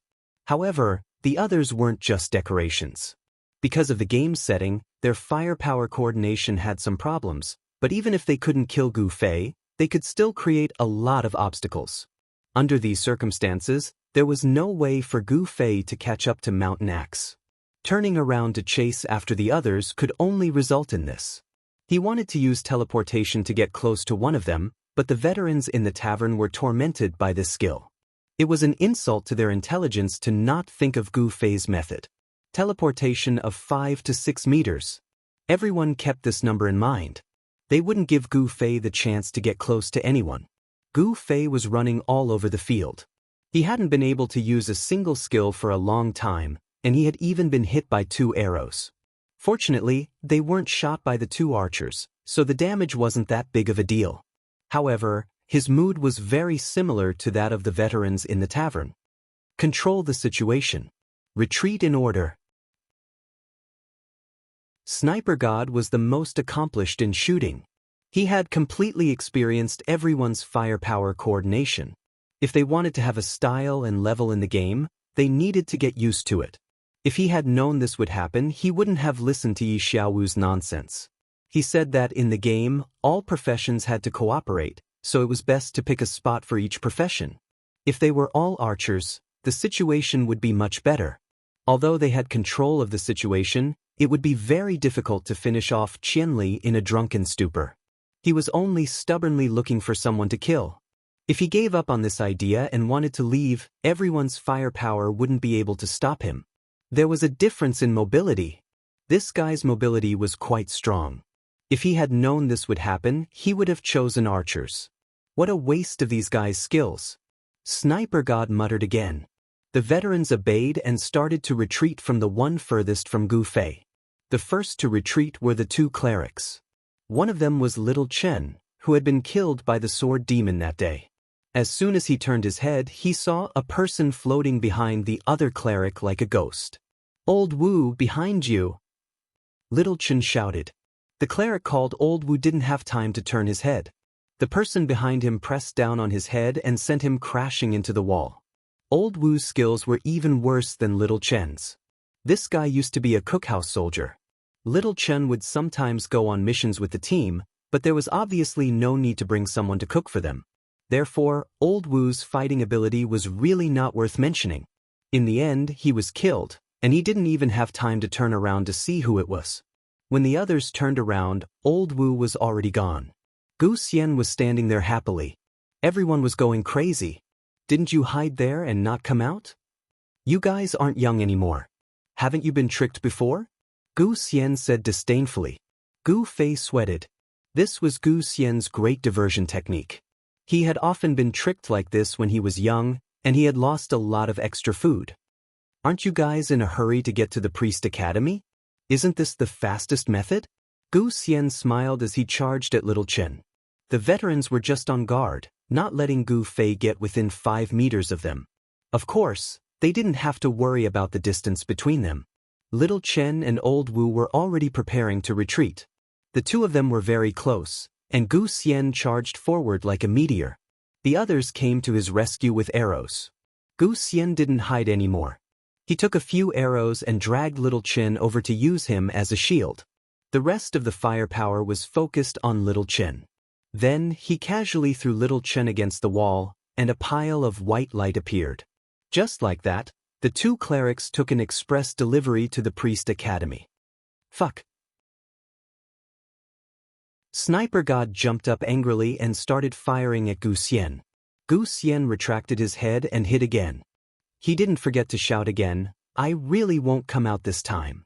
Did anyone still believe him? Not only did the veterans not believe him, but they also organized people to surround Gu Xian. Old Lei and Old Lei, the two grenadiers, started firing again. In the end, the pile of sacks at the foot of the wall started to move. Gu Xian had crawled into the pile of sacks. He couldn't reach the sky or the ground, and his spells were wasted. He's trapped in his own cocoon. Sniper God was amused by his actions. He continued to fire at Gu Fei while moving toward where Gu Xian was hiding. There was a pile of sacks, but Gu Xian was nowhere to be seen. Everyone knew that he had piled himself up in the middle, but then it became awkward again. This was a game. These sacks couldn't be damaged by spells, and arrows couldn't penetrate them. If they wanted to attack him, they had to move the sacks. The veterans communicated in the channel, and the four of them temporarily put down the crossbows in their hands and surrounded them. As they approached, the sacks suddenly exploded. Gu Xian punched and kicked the sacks out one by one, using them as hidden weapons. The four people who went up were at a loss. Gu Xian leaped and kicked the wall, using the same method as the 100-era strategist to fly directly to the top of the wall. He sighed and said, "Can't you just stay here for a while?" Sniper God was furious and ordered everyone to fire, but Gu Xian, who was already on the top of the wall, took a few steps back and disappeared. The four people who were in the sacks were indignant. They immediately went up and built a human ladder. Two of them were sent up together. As soon as they showed their heads, Gu Xian appeared again. He raised his left foot and kicked one of them down. The other was so shocked that he didn't want to go up, but Gu Xian grabbed him. Instead of pushing him down, he threw him over his shoulder and onto the roof. The people under the roof didn't know what happened after that. They only saw another white light rise from the roof. The firepower was too concentrated on Gu Xian, so Gu Fei had an opening. He quickly closed the distance, and the veterans couldn't react in time. Gu Fei teleported in front of one of them and slashed. The veterans were still quite skilled, so they weren't completely defenseless. With a flash, they managed to dodge the sword. Gu Fei had expected this. He had deliberately let him dodge the sword. His left hand had already formed a lightning palm, and he slapped it at the gap left by the dodge. With a push of his palm, lightning was released, but the man did not die immediately. The pushing effect of the lightning palm took effect at this moment, and the man was involuntarily sent flying backward, directly crashing into a brother who was standing not far behind him. Gu Fei reacted quickly and used the last bit of magic power he had left to cast another lightning spell. The person flew back, and it was hard to say if he could stand still. How could he dodge this? Lightning fell from the sky, and it was another white light. At this point, Gu Fei had used up all his magic power. He saw that there was a good corner next to him, and he immediately dashed in. He took a fruit and ate it, while he poked his head out to see what the veterans were doing. At this time, Gu Fei and Gu Xian were no longer in their sight. According to the principle of Gu Fei and Gu Xian taking the initiative, and they being passive, this was a good opportunity for them to immediately head to the priest academy. However, after such a blow, Gu Fei felt that they might impulsively stay and continue to fight. In the end, when he poked his head out to look, the other party was retreating in an orderly manner. As expected of a professional. Very calm. Gu Fei praised. He silently looked at the route they were retreating and didn't jump out to stop them. He seriously finished eating the apple. The advantage of people with less magic power was that they had less time to recover their magic power. Gu Fei didn't need to be perfect. He just needed to replenish his magic power and then set off. According to his calculations, although he started a little late, he still had time to go around in front of these people to intercept them again. Who asked him to be an all-agility mage? Chapter 633. On a rooftop tens of meters away from the Priest Academy, the Han family young master was looking in the direction of the Priest Academy with a pair of binoculars. 2 meters behind him, Yutian Shenming climbed onto the roof with great difficulty. He hopped to the side of the Han family young master and asked for the binoculars. "Quick, let me have a look." "What?" The Han family young master didn't give it to him. "I want to see his expression. Quick, give it to me." Yutian Shenming snatched the binoculars with all his might and immediately looked in the direction of the Priest Academy. Normally, one could find someone without the binoculars from this distance. However, Yutian Shenming's current goal was just as he said. He wanted to see Yi Xiaowu's expression after being killed by his arrow. "Ha, look at him, he's too scared to come out." Yutian Shenming was pleased. He was greatly satisfied when he saw Yi Xiaowu carefully standing behind the door of the Priest Academy and looking around carefully. "I'll continue the ambush." Yutian Shenming excitedly returned the binoculars to the Han family young master. However, after running 2 steps, he stood on the edge of the roof in a daze. The Han family young master said without turning his head. "I don't need you to tell me that." Yutian Shenming jumped off the roof and ran to his sniper position on the left. "I think he's too scared to come out." The Han family young master put down the binoculars and said to his brother Yu beside him. Brother Yu grabbed the binoculars and looked around. He mumbled, "Then let's continue." "All right, you keep an eye on him. I'll make the arrangements." The Han family young master turned his head and jumped off the roof. After passing through a street, Sword Demon, Unscathed in Battle, 100 Generations Classic, and Jian Nanyu's group of 7 were already waiting here. When they saw him, they immediately asked, "How did it go?" "Everything went well. Everyone get ready," the Han family young master said. "Damn, Qianli is so fierce." Everyone muttered and scattered. The Han family young master had already said that Hongqian Yixiao would definitely be sent to the resurrection point by Gu Fei, but no one believed him. After all, that group of seasoned soldiers had extraordinary skills, and Hongqian Yixiao might not directly participate in the battle. However, the Han family young master's deduction was based on the fact that the conversation between the 2 parties would definitely be face-to-face. If the negotiation failed, with Gu Fei's straightforward personality, the first thing he would do would be to attack the nearest Hongqian Yixiao. Everyone could see that Hongqian Yixiao was very similar to Brother Yu. Although he knew a lot, his actual combat skills were limited. It was basically impossible for him to dodge Gu Fei's sword. There were too many variables in this deduction, and what happened proved that if Gu Xian hadn't appeared, it was hard to say if Gu Fei would have been able to kill Hongqian Yixiao. But no matter what, ambushing the Priest Academy was still the best choice among the resurrection points. First, Hongqian Yixiao had a very high chance of dying. Second, the team was formed because of him, so using him as bait was the best choice. Third, compared to the seasoned soldiers, he was the weakest and the easiest to bully. It would have been more convenient to ask for help from Gu Fei, but Gu Fei kept showing that he didn't need their help. Everyone was helpless, so they didn't inform him. To set up an ambush, knowing that the other party would come to the Priest Academy wasn't enough. They had to know where the other party would come from, so they needed to know where they would meet. So when Gu Fei came online, they asked where they would meet, but Gu Fei didn't tell them. They had no choice but to make other arrangements.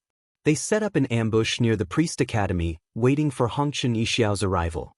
Hongqian Yixiao didn't disappoint them.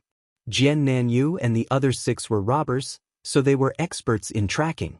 They followed him effortlessly. Everyone had originally planned to send Red Dust Smile back to the Priest Academy after finding out which tavern it was. However, as soon as they arrived at the White Foam Tavern, before they could even see Red Dust Smile enter, he was killed by a Grandmaster of Combat at the entrance with a few punches and kicks. Young Master Han once again saw Red Dust Smile in the Priest Academy. He thought that it was the doing of Blackwater, who was in charge of tracking him. However, when he asked around, he found out that there was another Qing Yaojin. Blackwater didn't know him, so he couldn't tell them where he came from. Everyone was at a loss.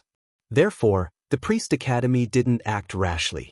They let Hongqian Yixiao leave again, and Blackwater was ordered to find out what was going on. Blackwater was still hesitating if he should enter the tavern to take a look. In the end, he saw the Grandmaster of Combat enter the tavern. Blackwater also wanted to follow, but before he could reach the tavern, he saw the Grandmaster of Combat and Gu Fei coming out together. As a result, the two of them started fighting. Blackwater didn't know that these two were sparring. He just thought that it was another strong enemy. But why would this strong enemy attack Red Dust Smile? This matter confused everyone. The final person to solve the puzzle was Red Dust Smile's return. Gu Xian rushed over and scared Red Dust Smile away. Blackwater then saw Gu Fei and the Grandmaster of Combat chatting casually. Only then did he realize that the two of them were actually together. Blackwater looked at Gu Fei and the Grandmaster of Combat and realized that the two of them were together.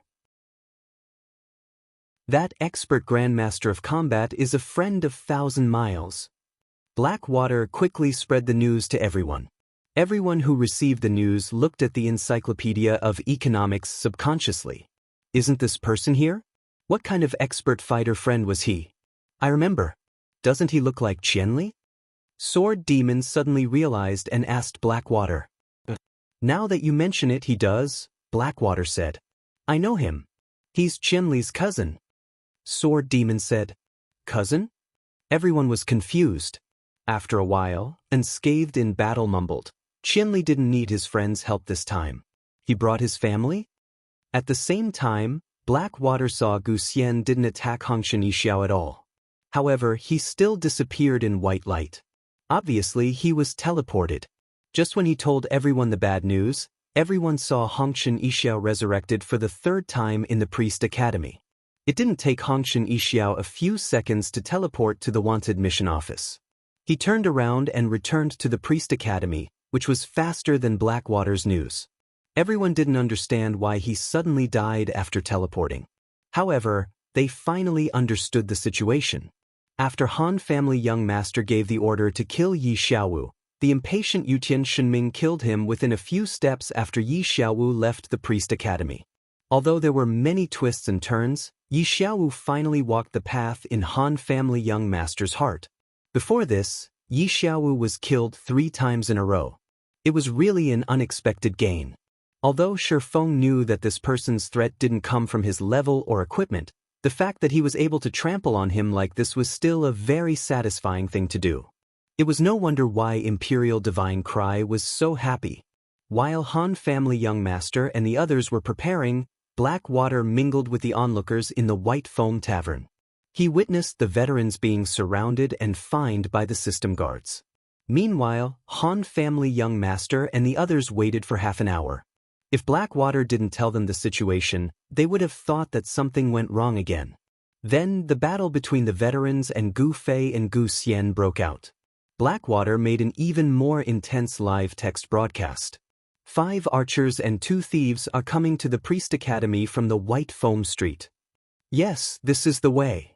This was the shortest way from the White Foam Tavern to the Priest Academy. Although the Han family's young master was not familiar with White Stone City, it was important not to forget that this was a tavern. This was the first place he would explore in any main city. At this time, he could find any tavern in White Stone City with his eyes closed. Ah, Qianli's electric wall is blocking them. They built a human ladder to climb up the wall, so fast. Went up. The 5th one's belly is too big, he almost bounced off. Blackwater was very happy. 5 left, 2 were blocked by Qianli. This was the final result that Han family young master and the others were concerned about. This was the enemy they were going to face next. Can the remaining Qianli hold them back? Han family young master asked. The situation is in a stalemate, they are going to retreat. Damn, how did cousin Qianli run over there? At this time, Gu Xian suddenly sneaked behind the priest Old Wu and punched them to death on the wall. As a spectator, Blackwater didn't even notice how this guy sneaked past them. Then he punched another priest, went up to the roof, kicked people, fell another one to death, and killed another one with a 1,000-mile burst. The veterans were tossed around in circles. Just when Blackwater thought they were going to fight with all they had, they saw Gu Fei retreating to eat fruits to replenish his mana. None of them came up to chase him. They directly chose to retreat. Damn! Blackwater and the other spectators expressed their disdain towards the seemingly cowardly behavior of the veterans. They actually ran away. Damn, there are so many of them, two can't take care of them. A player beside Blackwater cursed. The mage went to eat fruits, he has no mana left. What a great opportunity! Another person said. Cowards! Blackwater also shouted. Everyone was exchanging their thoughts. Gu Fei had replenished a portion of his magic power. He had already seen the direction of the old soldiers. At this moment he dashed forward, preparing to take a detour to intercept and kill another wave of them. It was the peak time of the game at night on a street outside the Priest Academy. Countless players were buying and selling things and going offline. This street was the only way for Broken Water and the others to get to the Priest Academy. Han family young master and the others had already taken their respective positions. Two priests were killed by Qianli. Brother Yu, who was monitoring the Priest Academy through binoculars, talked to Yi Xiaowu when he saw the two priests. He vaguely felt that they were the veterans who fought in the morning. To be honest, they didn't have much of an impression of their appearance in the few minutes they fought in the morning. It was just that these people were older, which was rare in the online game which was dominated by young people. Looking at the two old faces, Brother Yu dared to make such a bold assertion. Very good, it's better for our plan without a priest. Han family young master said, Is everyone ready? No problem. Everyone answered. They've appeared. Sword Demon sent out the message. Everyone turned to look and saw 4 archers and a thief dashing towards them from the other end of the street. The leading player was Broken Water. The 5 of them moved at high speed, but their pace was the same. The distance between each other was always the same. This kind of tacit understanding was rare among the players. Get ready! Han family young master reminded again. Everyone was on standby. They didn't dare to underestimate these veterans. They only had one chance. If they missed, the situation would be hard to predict. No matter what, the veterans wouldn't have a problem retreating. Pay attention. As the 5 of them approached, Han family young master reminded again in the team channel. It was obvious that he was quite nervous. Countdown. Young Master Han gave the order, and everyone began to count silently in their hearts. However, if everyone's speed was listed out, they would realize that everyone had their own way of counting. Some counted 3-2-1, some counted 4-3-2-1, and there were even some who counted 5-4-3-2-1. Even though they were all counting 3-2-1, there seemed to be a difference in the speed of their counting. The only thing they had in common was that once they counted to 1, they would immediately jump out from the crowd and throw themselves at the 5 people beside them without a care for anything else. Broken Water and the others were shocked. Their first reaction was to fight back. However, just as their arrows were pointed at one person, more people jumped out. Han family young master started counting down at the same time. However, the way they counted was different, so there was a difference in who appeared first. Broken Water and the others had already released their first wave of attacks. However, the person they were pointing at had a shield in front of him. He didn't take the attacks seriously at all. The second, third, and fourth person rushed out. Their classes were different, their movement speed was different, and the time they appeared was also different. But the result was the same. At the same time, they all rushed towards Broken Water and the others. They didn't attack. The group of people only forcefully shrunk their circle. Within the circle, there were even other players who happened to be passing by. At this moment, they were also trapped within the circle. The group of people continuously closed in and squeezed.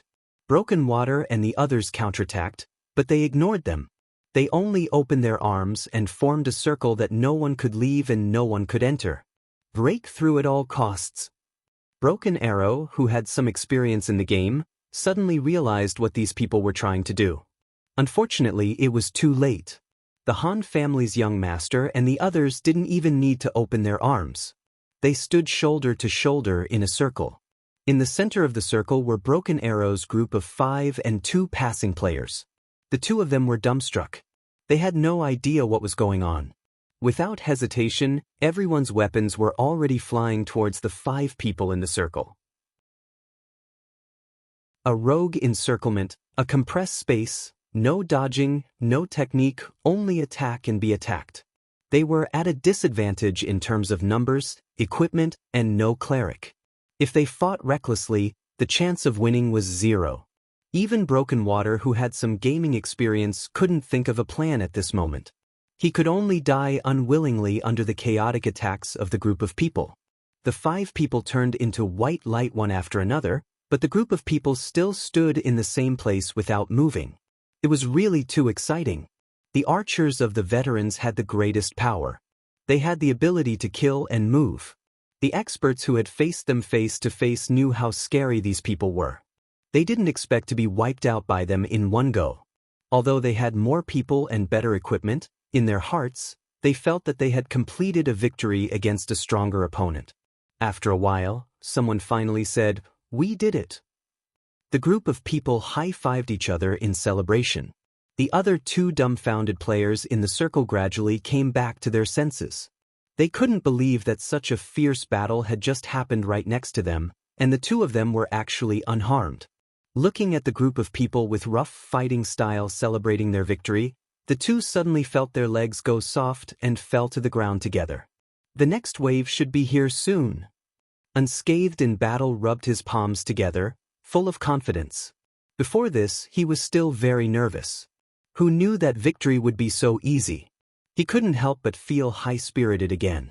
The arrogance of a top expert began to show again. "I'm afraid this will be hard to replicate again," Han family young master said. "Why?" Unscathed in battle obviously didn't have enough fun. "Because next time will be different. There will be warriors and grandmasters of combat in the enemy's formation. Moreover, they will be prepared," Han family young master said. Warriors were obviously very destructive to this kind of fighting style. Whether it was charge or whirlwind slash, they were the nemesis of encirclement tactics. And the grandmasters of combat's galloping meteor also had some impact. Body-hugging throw could tear a hole in the encirclement, and flying swallow slash could directly fly out of the circle. As for being prepared, of course, it was because the heroic water-breaking arrow and the others would immediately inform the other comrades of the situation. If their warriors and grandmasters of combat encountered such a situation in a hurry, they wouldn't be able to react in time due to their lack of gaming experience. Now that they had enough time to think, if they still couldn't figure it out, would they still have the face to boast that they were experienced veterans? If water-breaking arrow passed the message to them, they might not even take this path. Jiannan Yu deduced. Did black water target them? Han family young master asked. No. Jiannan Yu shook his head. He can't keep up with their speed and stealth. If he doesn't, I think the professional level of tracking and anti-tracking is not on the same level as us. There's no need to waste our efforts. Han family young master nodded. He agreed with Jiannan Yu's judgment. The veterans weren't Hongchen Yixiao. If they wanted to follow them, it would be suicide. Ask Brother Yu to see if he can observe them. Jiannan Yu suggested. Han family young master shook his head. He can't observe this direction from where he is. Then what should we do? Hurry up and say it. I'm so anxious. Unscathed in battle was annoyed. He didn't believe that Han family young master couldn't foresee this situation. However, this guy didn't say what to do and wanted to slowly discuss with Jiannan Yu. Just wait at the entrance of the priest college. They will come over eventually. Han family young master said.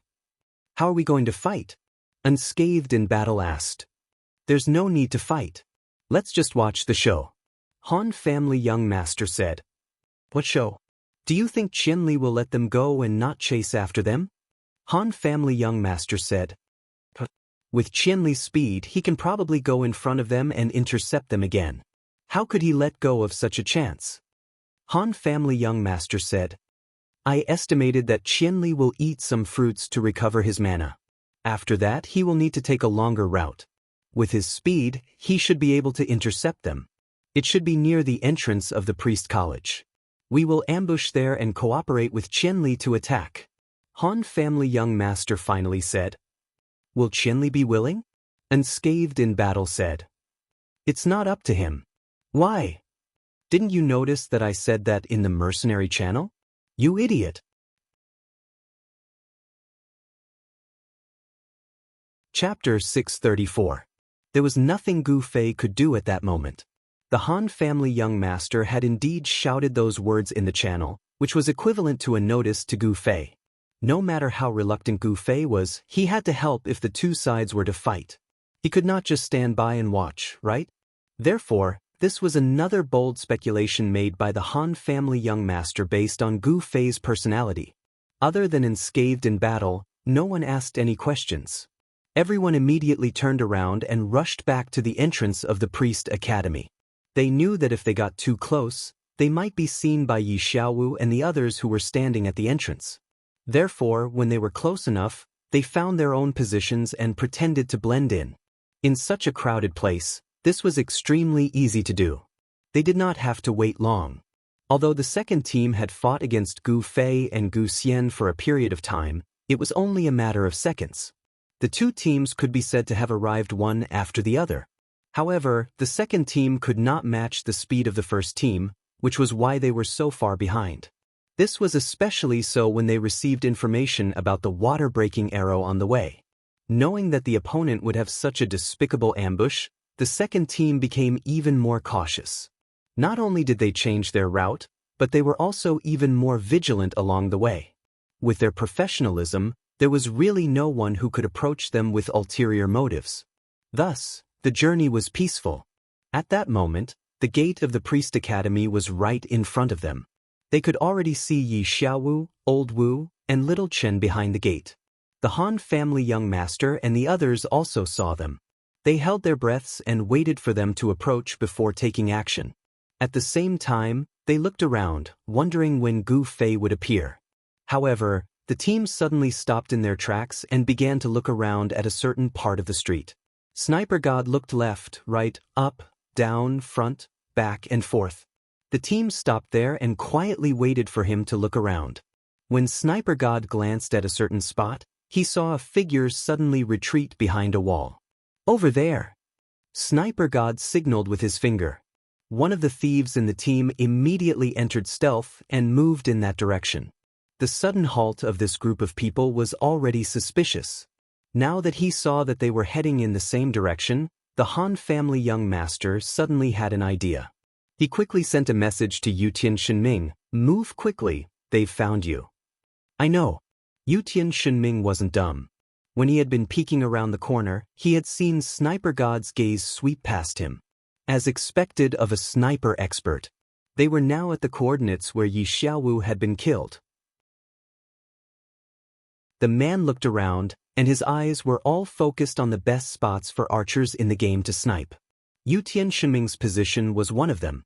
When he saw the Sniper God's gaze, he knew that he had been discovered. Did these people purposely stop because they were bored and wanted to know the murderer's location? Yutian Shenming wasn't that naive. The moment he saw that something was wrong, he immediately turned and ran. When the Han family young master sent him the message, he had already left his original position. The veteran thief bravely went to the location that Sniper God had pointed out, but there was no trace of Yutian Shenming. Regretfully, he notified Sniper God. Sniper God was helpless. He knew that the enemy might have noticed his actions.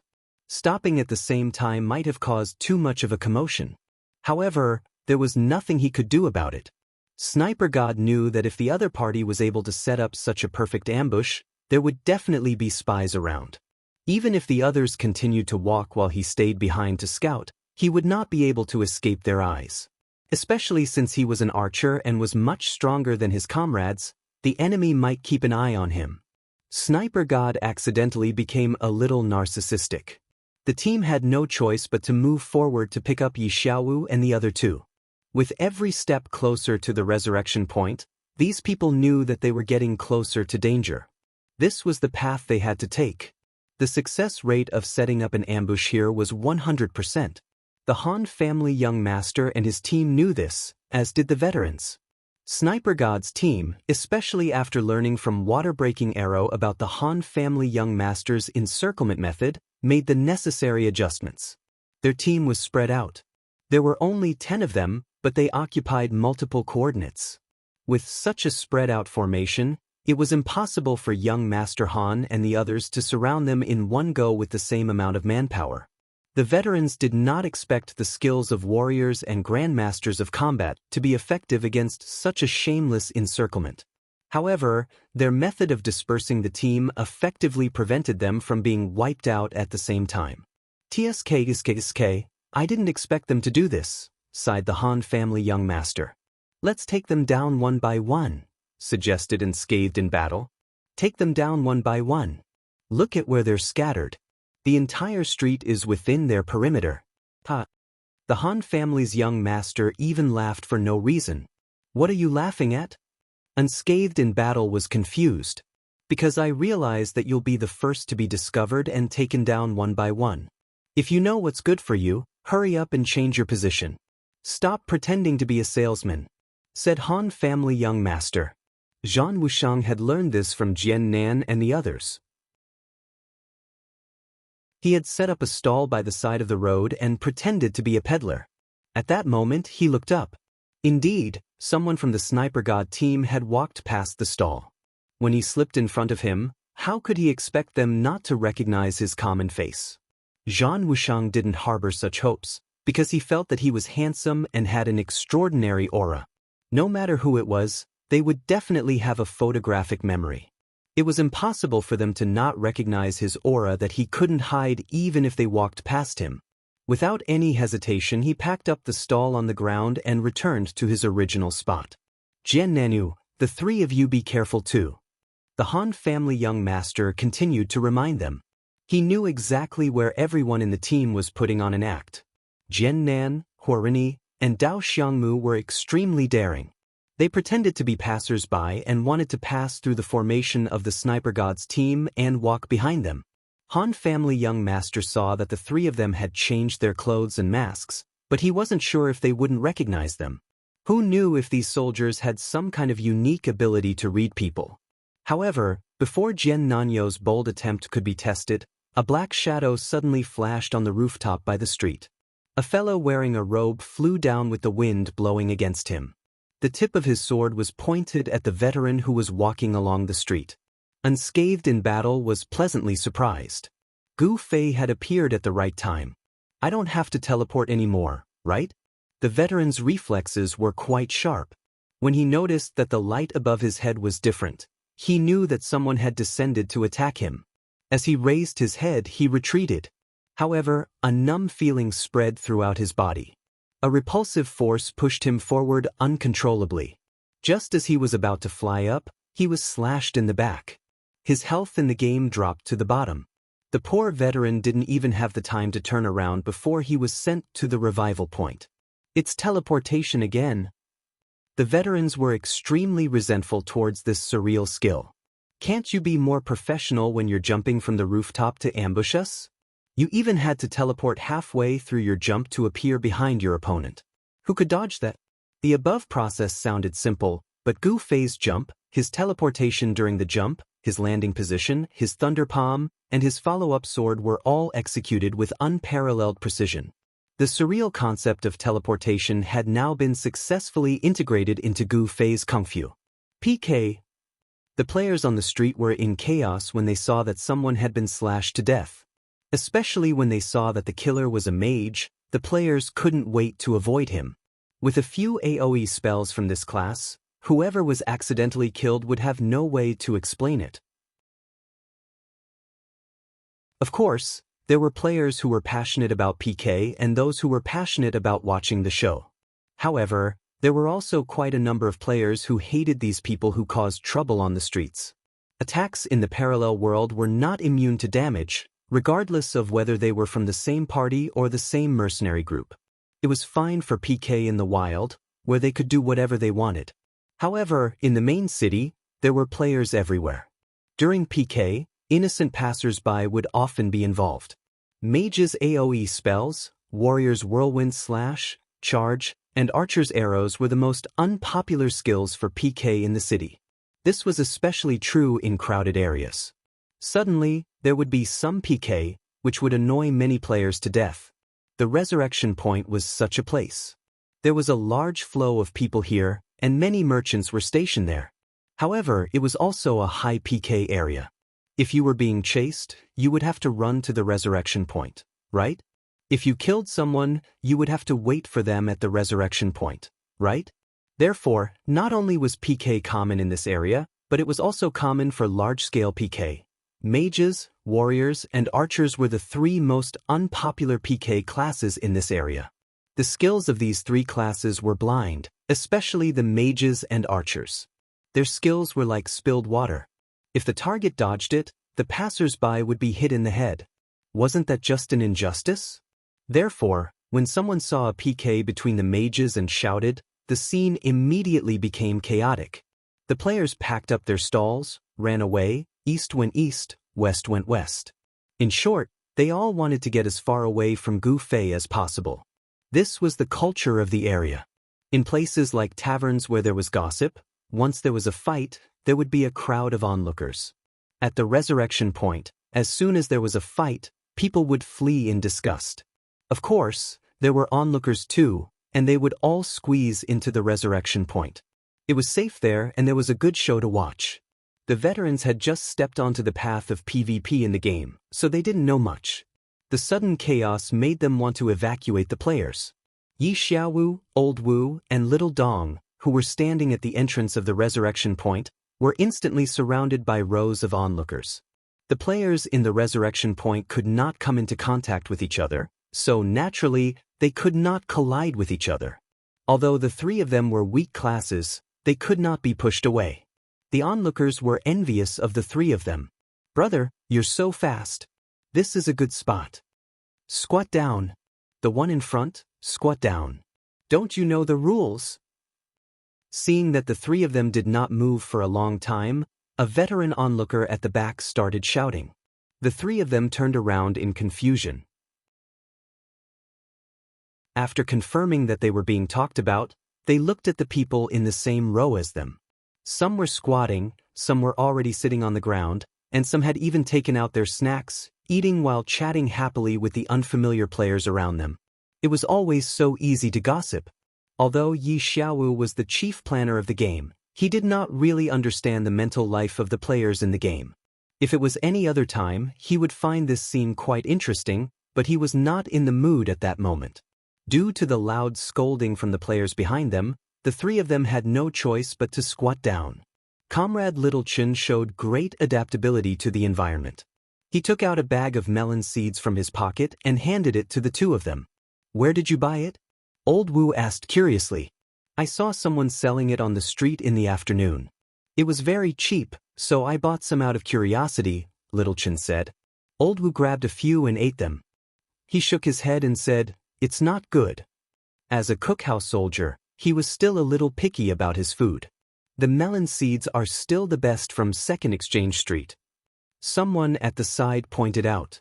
The gossipy party knew everything and was very formidable. Gu Fei, the Sniper God team, and the Han family young master were all attacked by the scattered PK players. How could they have the chance to make a move?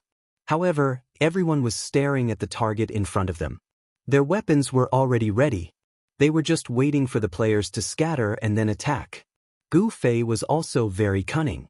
When he saw that the fight wouldn't start, he immediately walked to the foot of the wall and started eating fruits. After the chaos, the entire street was finally cleared. Both sides had no place to hide.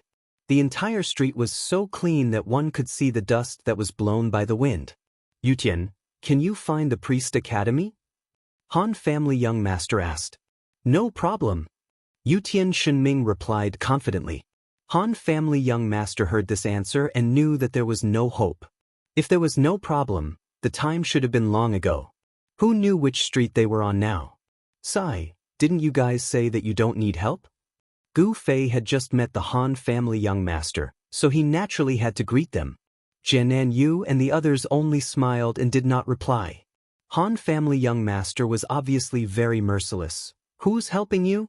"We're just repaying them for ambushing us this morning." "Then what are you waiting for?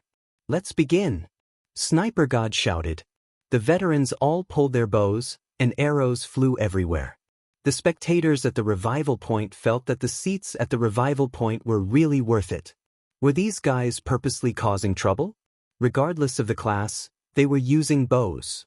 If they were to stand outside and watch, wouldn't they be killed by their arrows? Sniper God's team only had one archer. The attacks of the others were not a problem. Han family young master waved his staff and laughed coldly. You're not learning any better. Do you think you can win this battle with your skills? Brother, do you know what replenishment is? Sniper God's expression turned serious. He could not help but look at a certain direction. He saw 3 people sitting in the front row of the revival point eating sunflower seeds. He almost vomited blood. Han family young master's voice was very loud, so the 3 of them heard it too. They felt like they had woken up from a dream. The battle was happening right beside them. How could the 3 of them just sit there and watch? They had to go up and do their part. Especially without the 3 of them, there was not a single cleric in the veteran team. Actually, the 3 of them could not be blamed. Old Wu and Little Chun were not regular combat members. Old Wu was a cookhouse soldier stationed in the military base's canteen.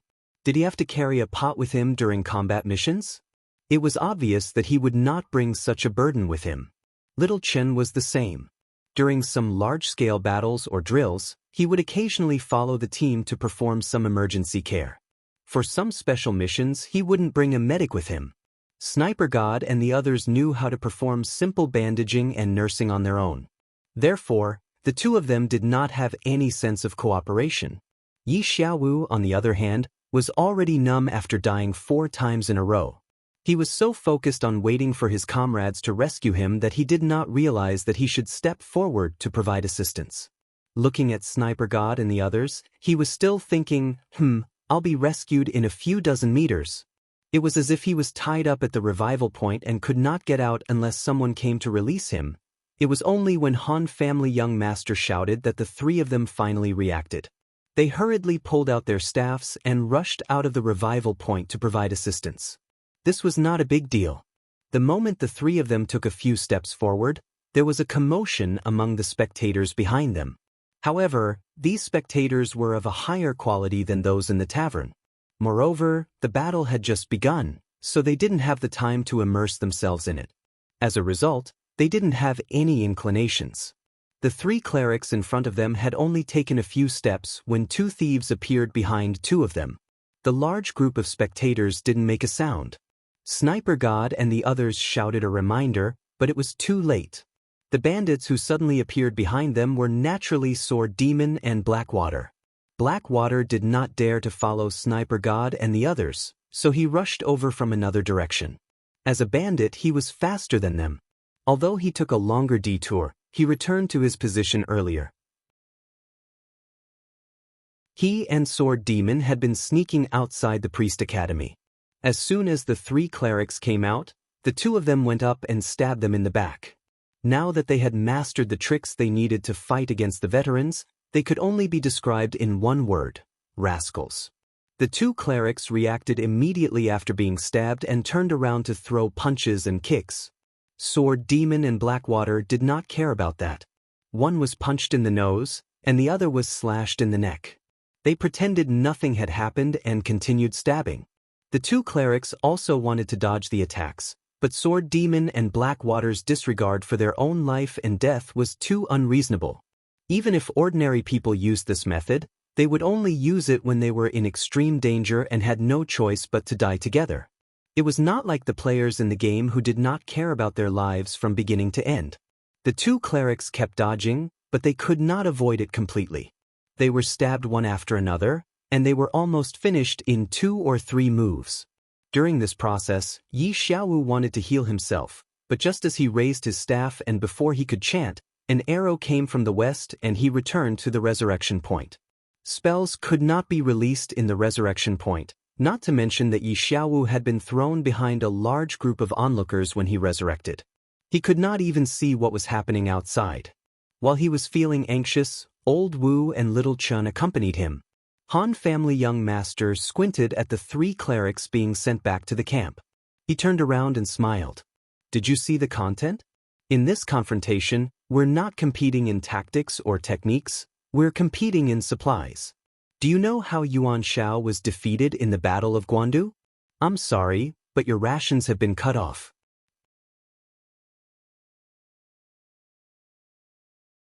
Chapter 635. Although it was a term used in ancient times, everyone knew what it meant. It made sense for the Han family's young master to treat the clerics as the logistics supply. Even unscathed in battle, and the rest finally understood. It seemed like this was the main reason why Han family young master had set up an ambush in the priest academy. His goal was to lock the enemy's clerics in the resurrection point and cut off their connection. If it wasn't for the fact that Gu Fei had sent the 3 clerics to the resurrection point in advance, the Han family's young master would have tried to kill the 3 of them first. The enemy did not have an advantage in terms of damage output.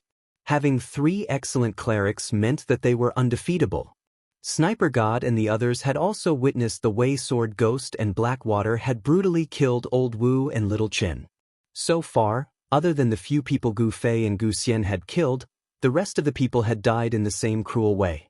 The veterans were well aware of the pros and cons, but there was nothing they could do. The enemy would ignore everything and stick close to them.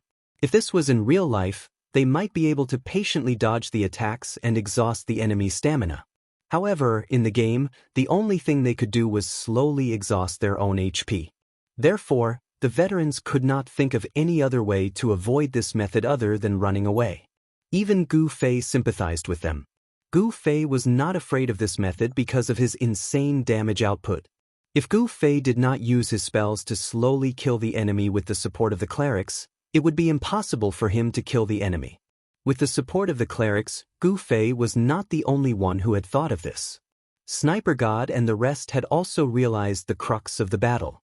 Whether they could kill the Han family young master and the other 2 clerics first would determine the outcome of the battle. Sniper God suddenly made a hand gesture and the peaceful confrontation was broken. Sniper God raised his sniper rifle and fired at the Han family young master. Old Thunder, Big Thunder, and the other 2 mages raised their arms and threw bullets. Mountain Axe and the other melee classes strode forward. They were prepared to take down the Han family young master in one fell swoop. The Han family young master sneered coldly. How could he not know the key to this duel? As he retreated, he cast healing spells. Circles of white light were cast on him. Sniper God snipe, Old Thunder spells, and the symbolic attacks from the crossbows of the people who were charging at him, all of them were blocked by the Han family young master. Dao Xiang Mu and Lin Sinsen really worshipped this fellow to death. Cleric spells were the same as Mage's spells. It was ineffective to cast spells while moving. However, the Han family young master's control of the rhythm was too precise. Every time he took a step back, he would cast spells. It looked like he was moving and healing himself at the same time. Coupled with the golden ratio of his intelligence and spirit, his casting speed was extremely fast. None of the opponent's attacks could interrupt his healing. Unscathed in battle looked at him in a daze. He could not help but say, "Why are you still fighting? Are you going to hold on by yourself?" Sniper God and the others were secretly delighted when they saw the Han family young master's pretentious act. No matter how bad they were at the game, they knew that holding on like this would definitely consume a lot of mana. Once they ran out of mana, only death would await them. Even if they did not die, the cleric would need some time to replenish his mana. In this period of time, it would be equivalent to cutting off 1/3 of the opponent's supplies. Mountain Axe and the others thought about this as well. However, they were not satisfied with just exhausting the Han family young master's mana. Their goal was to kill the Han family young master on the spot. Seeing that the opponent's warriors and grandmasters of combat had also come to their rescue, Mountain Axe and the others roared and charged forward. "Wait, retreat." Mountain Axe, who was charging at the front, was confused. However, Sniper God, who was observing the whole situation from the back, could see it clearly. The other opponents suddenly charged forward as if they had just woken up from a dream. They reacted differently. Sniper God initially looked down on these people for not being comparable to professional soldiers. Their attacks were not orderly at all. However, as the opponents took a few steps forward, Sniper God realized that he was wrong. Very wrong. It was not that the opponents did not have order. This chaos was their order. They had different activation times according to each person's attributes. At first, it seemed like a mess. However, in the end, these people were in position at the same time and surrounded Mountain Axe and the others. Mountain Axe and the others were trapped. When they saw the opponents charging forward, they felt that they would be able to catch up to the Han family young master in a few steps. They did not want to let go of such a great opportunity. Hearing Sniper God's shout, they subconsciously looked around. The opponents that had charged out were getting closer to them. Only then did they feel that something was wrong. Han family young master continued to retreat while smiling. "I'm sorry, it's too late." Zhan Wushang and the others who rushed out did not recklessly charge forward like they did when they surrounded Water Arrow and the others. This team's opponents were different. There were warriors and grandmasters of combat. If they rushed forward recklessly, their formation might be disrupted by their opponents. They kept some distance. Whether it was whirlwind slash or charge, unscathed in battle, and then you would have the time and space to use the same skills. This way, the collision would be decided by the system. The two experts with good equipment and high attack would definitely have the upper hand. Mountain Axe and the others had Water Arrow's warning. At this time, they thought that the opponents would rush forward and crush them to death. These people were combat experts. They knew that they were different from Water Arrow and the other archers. They had class-specific skills and had ways to break out of this kind of encirclement, so they were prepared. However, they did not expect this group of people to not rush forward. Instead, they were hesitating whether to surround them or not. Fire wheel from the sky. At this time, a red light flashed in the sky. The burning fire wheel came crashing down. Mountain Axe and the others wanted to dodge, but they finally realized their opponent's goal. Although this seemingly encirclement of theirs couldn't cause any harm to them, it was just enough to seal off their movements. Mountain Axe and the others wanted to rush forward, but normal methods were useless. Their opponent could ignore their normal attacks. If they threw a punch, their opponent would just block with their face and hug them with both hands. The two warriors next to Mountain Axe recalled their sacrifice in the morning and felt a chill run down their spines. They subconsciously chose not to attack unscathed in battle and Nanyu, who were of the same class. They used charge at the same time, but this time, it was Fiery Jacket who was casting a spell. This person was a mage, so he had no strength. Even if he got close, he would not be caught. Moreover, he could also stop him from attacking. The two warriors calculated in their minds and felt that their decision was very wise. When Fiery Jacket saw the two warriors charging at him, he actually glanced at the Han family young master. He really hit the mark. Fiery Jacket was surprised. He waved his staff and a fire beacon city suddenly appeared in front of him. The two warriors were in front of him and were startled to see the sudden wall of fire. At this moment, the only way to stop was to cancel the skill. This was a real game. Many players in the game couldn't do it properly, let alone two uncles who had just joined the game. The two warriors didn't think about this at all. As a result, they passed through the wall of fire together and charged at Fiery Jacket. Fiery Jacket flew away, but at the same time, he was bathed in white light. The two warriors were on fire, but no one paid attention to them. Fiery Jacket's equipment was not bad. The two warriors' charge was not enough to instantly kill him. On the other hand, the two warriors had normal equipment, so they were burned by the wall of fire. More importantly, no one could heal them, so they had to continue fighting with their remaining health. It was very pitiful. When the two warriors suddenly charged at Fiery Jacket, unscathed in battle's group suddenly closed the encirclement with large strides. 100 Era's Grandmaster got up from where he fell and charged toward the mountain-splitting axe like a meteor. If it was a normal character, Mountain Axe might be able to defeat him in 2 or 3 moves, but 100 Lives Classics was not so easy to deal with. As soon as he came up to challenge him, the two of them immediately started fighting fiercely.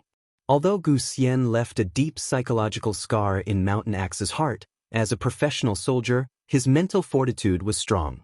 Even if he knew he was no match for Gu Xian, he was not afraid.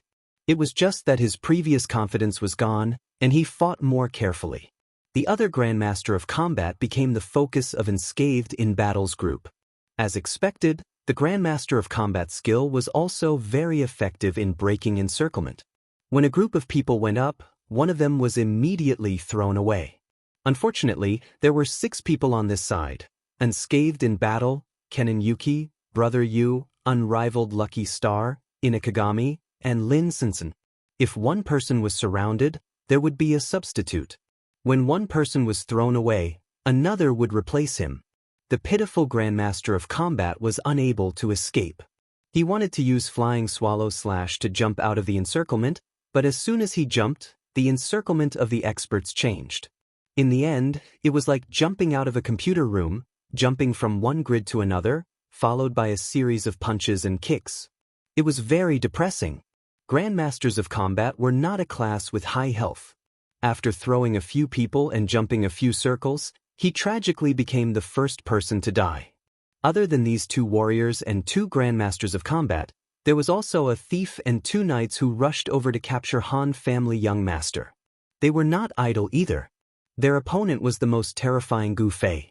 The 3 of them were not too far behind Mountain Axe in terms of punches and kicks. At this moment, they were all holding daggers and fighting Gu Fei. Although knights could use swords, they had never practiced sword techniques before. They really did not know how to use a sword effectively, so they might as well use daggers, which they were more familiar with. Battles were happening everywhere on the street. However, the battles here were more interesting. The 3 of them worked well together, advancing and retreating in an orderly manner. If it was just one person, Gu Fei could take him down very quickly. However, facing 3 at the same time, he really could not end the battle quickly. Han family young master was a little angry as he watched. He could not help but yell, "What are you dodging? If you get hit, I will heal you." Gu Fei and the others were also fighting in a more orderly manner, which made the 3 old soldiers very happy. When they stabbed out with their daggers, no matter where they attacked, the opponent would dodge and look for an opening to counterattack. If it were the 2 rough warriors over there, this stab would be for nothing. The opponent would not care whether you stabbed the heart or the liver. Wouldn't it be infuriating? At this moment, Han family young master reminded loudly, but he wanted Gu Fei to be a little more shameless. He could see that sometimes, because Gu Fei had no choice but to dodge some of the opponent's attacks, he would change his body shape and change the direction of his sword that was supposed to hit the opponent. If it was up to him, then he would stab. His own healing spell was the same as not stabbing. Gu Fei's sword would stick to the opponent's body, and after a chant, the world would become quiet. In the end, Gu Fei ignored him and continued to spar with the others. Han family young master rolled his eyes and cursed, "Idiot." Hearing this, the others blushed with shame. If they were all trash, then what were they? Microorganisms? In the blink of an eye, the situation had become like this. The 2 warriors who passed through Fire Beacon City dragged their wounded bodies and wanted to chase after Flaming Cloak, but Flaming Cloak did not have Gu Fei's skill. Relying on the fact that he had a priest, flaming wheel from the sky and 1,000 layers of flames came straight for him. The old soldiers were too focused on fighting in close combat and completely forgot that mages could also use this shameless method. As a result, the 2 of them died under Flaming Cloak's destructive attack. These 2 were also very tragic. They died 3 times in one day, which was quite an achievement for normal players. Unscathed in Battle's group of 6 killed a Grandmaster of Combat together, which was quite amazing.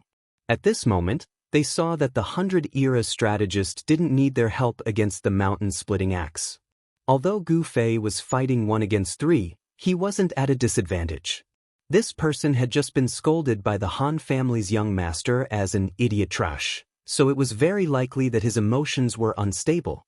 If they went up to help, he would use his dual flame flash that spun in circles, and everyone was accidentally grazed by it, it would be disastrous. They couldn't go up. In the end, the 6 of them charged at Sniper God's group with great momentum. Sniper God was very depressed at this moment. He had planned for him and Old Thunder to hold down the Han family young master while the other 7 went up to capture him. How could he have known that he would fall into the opponent's trap? The other party knew better than him what the key to victory in this battle was, and had simply used the young master of the Han family as bait. Mountain Axe and the others' charge had been countered by the other party, and it was obvious that this had been planned in advance. Flaming Cloak killed 2 warriors alone, while Unscathed in Battle's group of 6 only killed 1 Grandmaster of Combat. This was the result of their strategy. Sniper God's group had a total of 10 people, and 3 of them had died. Gu Fei's group of 3 would have died if he had not been unwilling to fight shamelessly. This was also because Gu Fei saw that the situation was under his control and that his side was not in any danger at all. If there really was a crisis, he would not have been so stubborn and refused to play like a hoodlum. Now that the situation was set, even if it was just a commercial break, it would not be a big deal for him to arrange it. Yi Xiaowu and the other 2 who were at the resurrection point could no longer see the battle outside from the rear. However, the spectators also knew the severity of the situation. They knew that the 3 of them were related to the battle outside, so they made way for the 3 of them to leave. But outside the priest college, Glue was waiting for the 3 of them with a bow drawn. Sword Demon and Blackwater were not in the battle, so there was no doubt that they had snuck to the academy's entrance. If the 3 of them went out, the result would be a repeat of the last time. The 3 of them hoped that Sniper God and the others would rush to the academy's entrance so that they could rescue them. This was actually another way for Sniper God and the others to find a chance to win. Since the key to victory was the cleric, they could either kill the opposing cleric or save their own cleric. Unfortunately, Sniper God and the others failed to do either. After the 3 of them died, 100 Lives Statecraft used the forbidden skill, Fire Dragon Fist, to force out Mountain Axe's psychological trauma. This Kung Fu kid, who was still very honest and sincere in the morning, was now attacking abnormally ruthlessly. Just as Gu Fei had said, splitting Mountain Axe's combat attainments were inferior to 100 Generation Statecrafts. It was only by relying on his imposing manner that he was able to defeat a stronger opponent. Now, the psychological burden was getting heavier and heavier, and his imposing manner was getting lower and lower. On the other hand, the 100 Generation Statecraft was getting smoother and smoother, while splitting Mountain Axe was suffering unspeakably. On the other hand, Gu Fei was fighting 1 against 3, and he gradually found a chance to win. This was because the 3 veterans were not used to it. When they fought on the battlefield, life and death were decided in an instant. It was rare for them to fight for such a long time. Gu Fei, on the other hand, was different. They were competing in martial arts.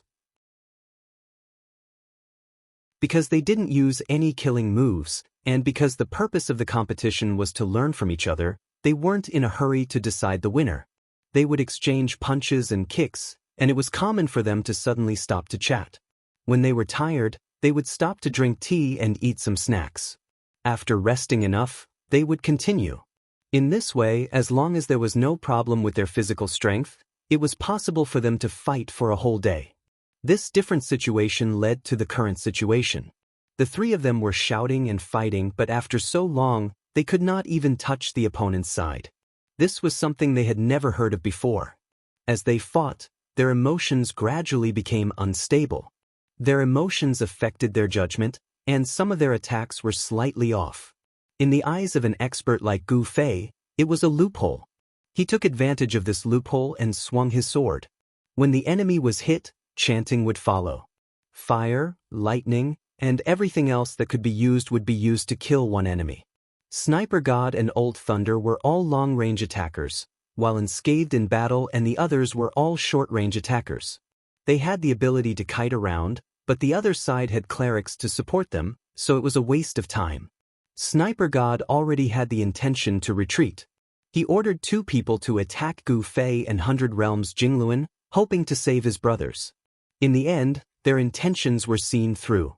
Unscathed in Battle and the others simply ignored the 3 of them and turned back to torment the rest. They surrounded them and killed them all. Gu Fei sighed as he held his sword. He hadn't had enough fun yet.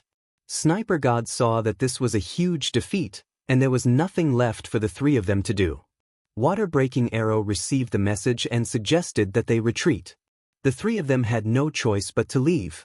Sniper God's archer had the advantage of movement, so he was not afraid. However, Although Old Thunder had added agility, he could not compare to Gu Fei. Even 100 Realms Jingluan's agility was on par with theirs. These two people were going to be troublesome.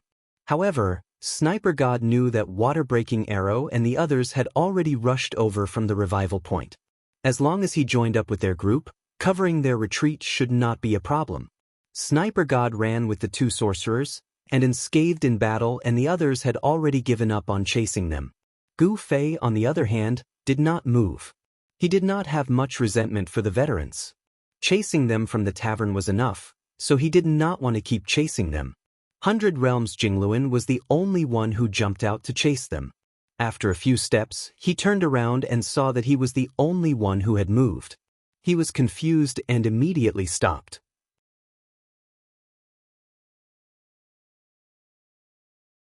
Chapter 636. Although it was a term used in ancient times, everyone knew what it meant. It made sense for the Han family's young master to treat the clerics as the logistics supply. Even unscathed in battle, and the rest finally understood. It seemed like this was the main reason why Han family young master had set up an ambush in the Priest Academy.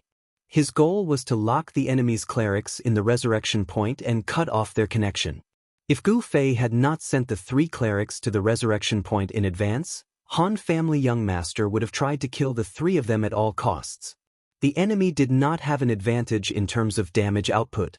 Having 3 excellent clerics meant that they were invincible. Sniper God and the others had also witnessed the way Sword Ghost and Blackwater had brutally killed Old Wu and Little Chen. So far, other than the few people Gu Fei and Gu Xian had killed, the rest of the people had died in the same cruel way. The veterans were well aware of the pros and cons, but there was nothing they could do. The enemy would ignore everything and stick close to them. If this was in real life, they might be able to patiently dodge the attacks and wear down the enemy's stamina. However, in the game, they would only wear down their own HP. Therefore, the veterans could not think of any other way to avoid this method other than turning around and running. Even Gu Fei sympathized with them. Gu Fei was not afraid of this method because of his insane damage output. If Gu Fei did not use his spells to slowly kill the enemy, he would not be able to kill the enemy with the support of the clerics. With the support of the clerics, Gu Fei was not the only one who had thought of this. Sniper God and the rest had also realized the crux of the battle. Whether they could kill the Han family young master and the other 2 clerics first would determine the outcome of the battle. Sniper God suddenly made a hand gesture and the peaceful confrontation was broken. Sniper God raised his hand and fired a shot at the Han family young master. Old Thunder and the other 2 sorcerers threw their grenades.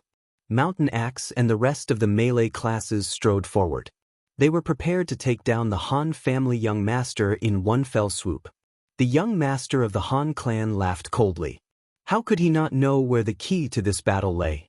As he retreated, he cast healing spells. Circles of white light were cast on his body. Sniper God Snipe, Old Lay's magic, and the symbolic attacks from the crossbows of the people charging at him, young Master Han was able to withstand all of them. Dao Xiangmu and Lin Sensen were in awe of this guy. The spells of the clerics were the same as the spells of the sorcerers. Casting spells while moving was ineffective. However, the Han family young master's control of the rhythm was too precise. He would cast spells every time he took a step back. It looked like he was healing himself as he moved. Coupled with the golden ratio of intelligence and spirit, his casting speed was extremely fast. None of the opponent's attacks could interrupt his healing. Unscathed in battle looked at him in a daze. He could not help but say, "What's the point of fighting? Are you going to hold on by yourself?" Sniper God and the rest were secretly delighted when they saw the Han family young masters acting tough. No matter how bad they were at the game, they knew that holding on like this would consume a lot of mana. If they ran out of mana, they would be dead. Even if they did not die, the cleric would need some time to replenish his mana. In this period of time, it would be equivalent to cutting off 1/3 of the opponent's supplies. Mountain Axe and the rest were also thinking about this. However, they were not satisfied with just exhausting the Han family young master's mana. Their goal was to kill the Han family young master on the spot. Seeing that the opponent's warriors and grandmasters of combat had come to their rescue, Mountain Axe and the rest roared and charged forward. Wait, retreat. Mountain Axe, who was charging at the front, was confused. However, Sniper God, who was observing the whole situation from the back, could see it clearly. The rest of the opponents suddenly charged forward as if they had just woken up from a dream. Their reactions were different. Sniper God initially looked down on them. They were not as good as professional soldiers. Their attacks were not orderly at all. However, as the opponent took a few steps forward, Sniper God realized that he was wrong. He was very wrong. It was not that the opponent did not have order. This chaos was their order. They had different activation times according to each person's attributes. At first, it seemed like a mess. However, in the end, these people were in position at the same time and surrounded Mountain Axe and the rest. Mountain Axe and the rest were trapped. When they saw the opponent rushing forward, they felt that they would be able to catch up to the Han family young master in a few steps. They did not want to let go of such a great opportunity. When they heard Sniper God's shout, they subconsciously focused on their surroundings. The enemy that had rushed out had gotten closer to them. Only then did they feel that something was wrong. Han family young master continued to retreat and smiled. Sorry, it's too late. Unscathed in battle, and the rest did not rush forward recklessly like they did when they surrounded Water Arrow and the rest. This team was different. There were warriors and grandmasters of combat. If they rushed forward recklessly, their formation might be disrupted. They kept some distance. Whether the opponent's warriors used Whirlwind Slash or Charge, Unscathed in battle and Southern Azure Sword would have the time and space to use the same skills. This way, the collision would be decided by the system. The two experts with good equipment and high attack would definitely have the upper hand. Mountain Axe and the rest had Water Arrow's warning. At this time, they thought that the opponent would rush forward and crush them to death. These people were combat experts. They knew that they were different from Water Arrow and the other archers. They had class-specific skills and had ways to break out of this kind of encirclement. Therefore, they were prepared. However, they did not expect this group of people to not rush forward. Instead, they were hesitant about whether to surround them or not. Fire wheel from the sky. At this time, a red light flashed in the sky. The burning fire wheel came crashing down. Mountain Axe and the rest wanted to dodge, but they finally realized their opponent's goal. Although this seemingly encirclement of theirs couldn't cause any harm to them, it was just enough to seal off their movements. Mountain Axe and the rest wanted to rush forward, but normal methods were useless. Their opponent could ignore their normal attacks. If they threw a punch, their opponent would just block with their face and hug them with both hands. The two warriors next to Mountain Axe recalled their sacrifice in the morning and shuddered. They subconsciously chose not to attack Unscathed in battle and Southern Azure Sword. The two of them used Charge at the same time, but this time, it was Fiery Jacket who was casting a spell. This person was a mage and had no strength. Even if he got close, he would not be caught. Moreover, he could also stop him from attacking. The two warriors calculated in their minds and felt that their decision was very wise. When Fiery Jacket saw the two warriors charging at him, he actually glanced at the Han family young master. He was right. Fiery Jacket was astonished. He waved his staff and a fire beacon city suddenly appeared in front of him. The two warriors were in front of him and were startled to see the sudden wall of fire. At this moment, the only way to stop was to cancel the skill. This was a real game. Many players in the game couldn't do it properly, let alone two uncles who had just joined the game. The two warriors didn't think about this at all. As a result, they passed through the wall of fire together and charged at Fiery Jacket. Fiery Jacket flew away, but he was also bathed in white light. The two warriors were on fire, but no one paid attention to them. Fiery Jacket's equipment was not bad. The two warriors' charge was not enough to instantly kill him. The two warriors, on the other hand, had ordinary equipment. They were wearing flaming cloaks, so they were burned by the firewalls. More importantly, no one healed them. They had to continue fighting with their dying health. It was very pitiful. Just as the two warriors suddenly charged at the flaming robe, Zhan Wushang and the others suddenly took large strides and shrank the encirclement. 100 Era's Grandmaster got up from where he fell and charged toward the mountain-splitting axe like a meteor. If it was a normal character, Mountain Axe might be able to defeat him in 2 or 3 moves, but 100 Years Classic wasn't so easy to deal with. As soon as he came up to challenge him, the two of them immediately started fighting fiercely. Although Gu Xian left a deep psychological scar in Mountain Axe's heart, as a professional soldier, his mental fortitude was very strong. Even if he knew he wasn't a match, he wasn't afraid. It was just that the extremely confident aura from before was gone, and he fought more cautiously. The other Grandmaster of Combat became the focus of Unscathed in Battle's group.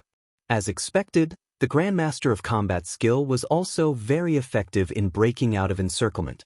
A group of people was immediately thrown away. Unfortunately, there were 6 people here: Unscathed in Battle, Kennen Yuki, Brother Yu, Unrivaled Lucky Star, Inakagami, and Lin Sinsen. If one person was surrounded, there would be a substitute. If one person was thrown away, another would replace him. The pitiful Grandmaster of Combat couldn't escape. He wanted to use Flying Swallow Slash to jump out of the encirclement, but as soon as he jumped, the encirclement of the experts changed. In the end, it was like jumping into a computer room, jumping from one grid to another. Then, a series of punches and kicks followed. It was very depressing. Grandmasters of Combat weren't classes with high health. After throwing a few people and jumping a few circles, he tragically became the first person to die. Other than these 2 warriors and 2 Grandmasters of Combat, there was also a thief and 2 knights who rushed over to capture Han family young master. They weren't idle either. Their opponent was the most terrifying Gu Fei. The 3 of them weren't too far behind Mountain Axe in terms of punches and kicks.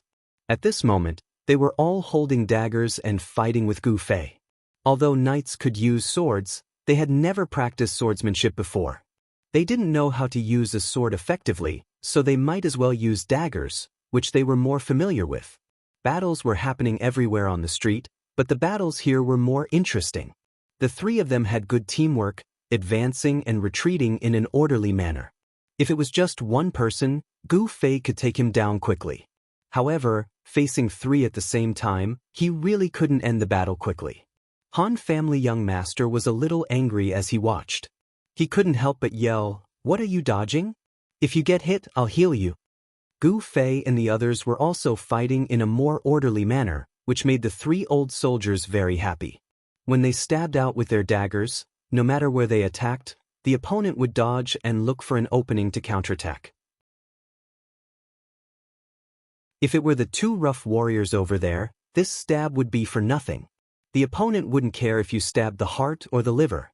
Wouldn't that be infuriating? At this moment, Han family young master reminded Gu Fei loudly, but he wanted Gu Fei to be a little more shameless. He could see that sometimes, because Gu Fei had to dodge some of the opponent's attacks, he had to change his position and change the direction of his sword that was supposed to hit the opponent. If it was up to him, then he would just stab. His own healing spell was the same as not stabbing. Gu Fei's sword stuck to the opponent's body and he chanted. The world became quiet again. In the end, Gu Fei ignored him and continued to spar with the others. Han family young master rolled his eyes and cursed, "Idiot." Hearing this, the others blushed with shame. If they were all trash, then what were they? Microorganisms? The results exploded in several places at the same time. In the blink of an eye, the situation had become like this. The 2 warriors who passed through Fire Beacon City dragged their wounded bodies and wanted to chase after Flaming Cloak. However, Flaming Cloak didn't have the same quality as Gu Fei. Relying on the fact that he had a priest, Flaming Wheel from the sky and 1,000 layers of flames came straight for him. The old soldiers were too focused on fighting in close combat and completely forgot that mages could also use this shameless method. As a result, the 2 of them died under Flaming Cloak's destructive attack. These 2 players were also very tragic. They had died 3 times today, which was quite an achievement for ordinary players. Unscathed in Battle's group of 6 worked together to kill a Grandmaster of Combat, which was quite miraculous. At this moment, Bai Yanjing didn't need their help against the mountain-splitting axe. Although Gu Fei was fighting 1 against 3, he wasn't at a disadvantage. This person had just been scolded by the Han family's young master as idiot trash, so it was very likely that his emotions were unstable.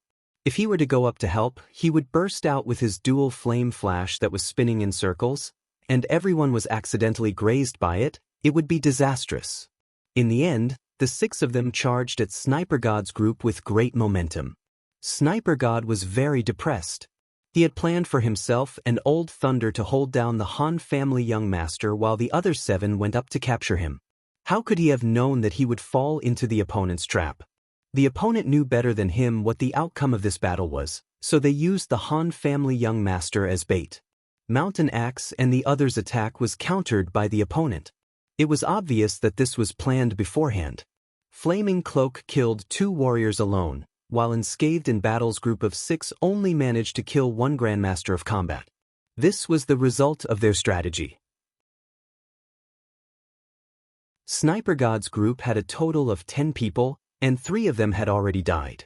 If not for Gu Fei's refusal to fight shamelessly, the other 3 would have died as well. This was also because Gu Fei saw that the situation was under his control and that his side was not in any danger at all. If there really was a crisis, he would not have been so stubborn and refused to play like a hoodlum. Now that the situation was set, even if it was just a commercial break, it would not be a big deal for him to arrange it. Yi Xiaowu and the other 2 who were at the resurrection point could no longer see the battle outside from the rear.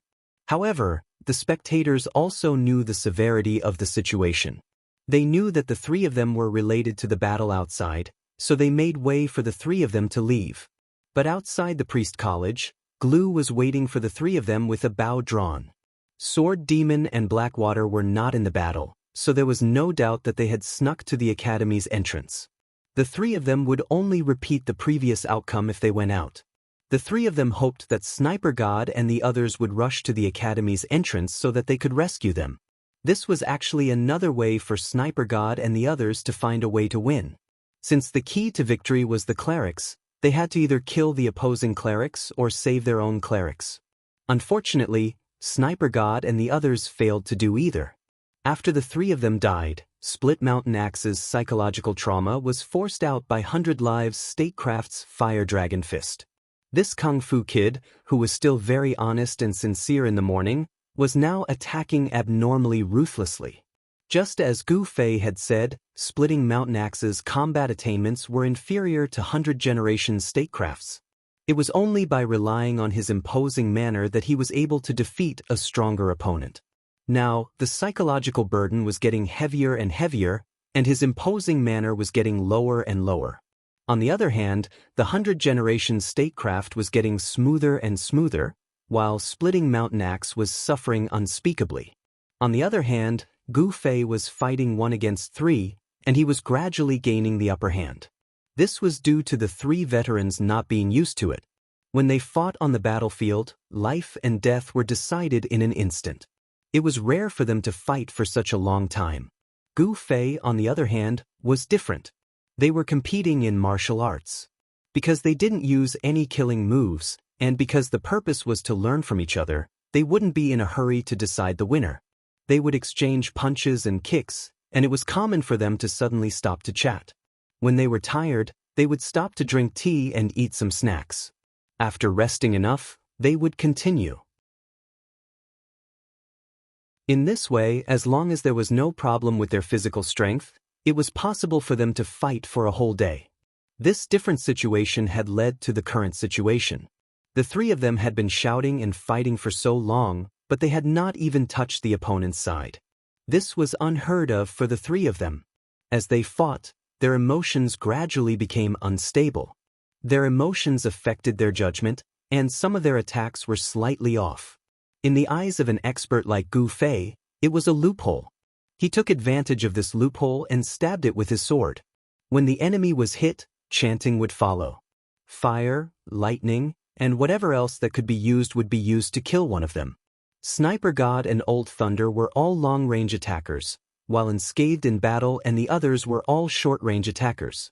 Sniper God and Old Thunder had the capital to kite them, but Unscathed in Battle and the others had the support of a cleric, so it was a waste of time. Sniper God already had the intention to retreat, so he ordered 2 people to attack Gu Fei and Split Mountain Axe, hoping to rescue his brothers. In the end, their intentions were seen through. Unscathed in battle, and the others simply ignored the 3 of them and went back to torment the rest. They surrounded them and killed them all. Gu Fei sighed as he held his sword. He hadn't had enough fun yet. Sniper God saw that this was a huge defeat, and there was nothing left for the 3 of them to do. Water-breaking Arrow received the message and suggested that they retreat, so the 3 of them prepared to leave helplessly. Sniper God's archer had the advantage of movement, so he was not afraid. However, although Old Thunder had added agility, he could not compare to Gu Fei. Even Split Mountain Axe's agility was on par with them. These 2 people were going to be troublesome. However, Sniper God knew that Water-breaking Arrow and the others had already rushed over from the revival point. As long as he joined up with their group, covering their retreat should not be a problem. Sniper God ran with the 2 sorcerers, and the short-range attackers like Unscathed in battle, and the others had already given up on chasing them. Gu Fei, on the other hand, did not move at all. He did not have much resentment for the veterans. Chasing them from the tavern was enough, so he did not want to keep chasing them. Split Mountain Axe was the only one who jumped out to chase after them. After a few steps, he turned around and saw that he was the only one who had moved. He was confused and immediately stopped.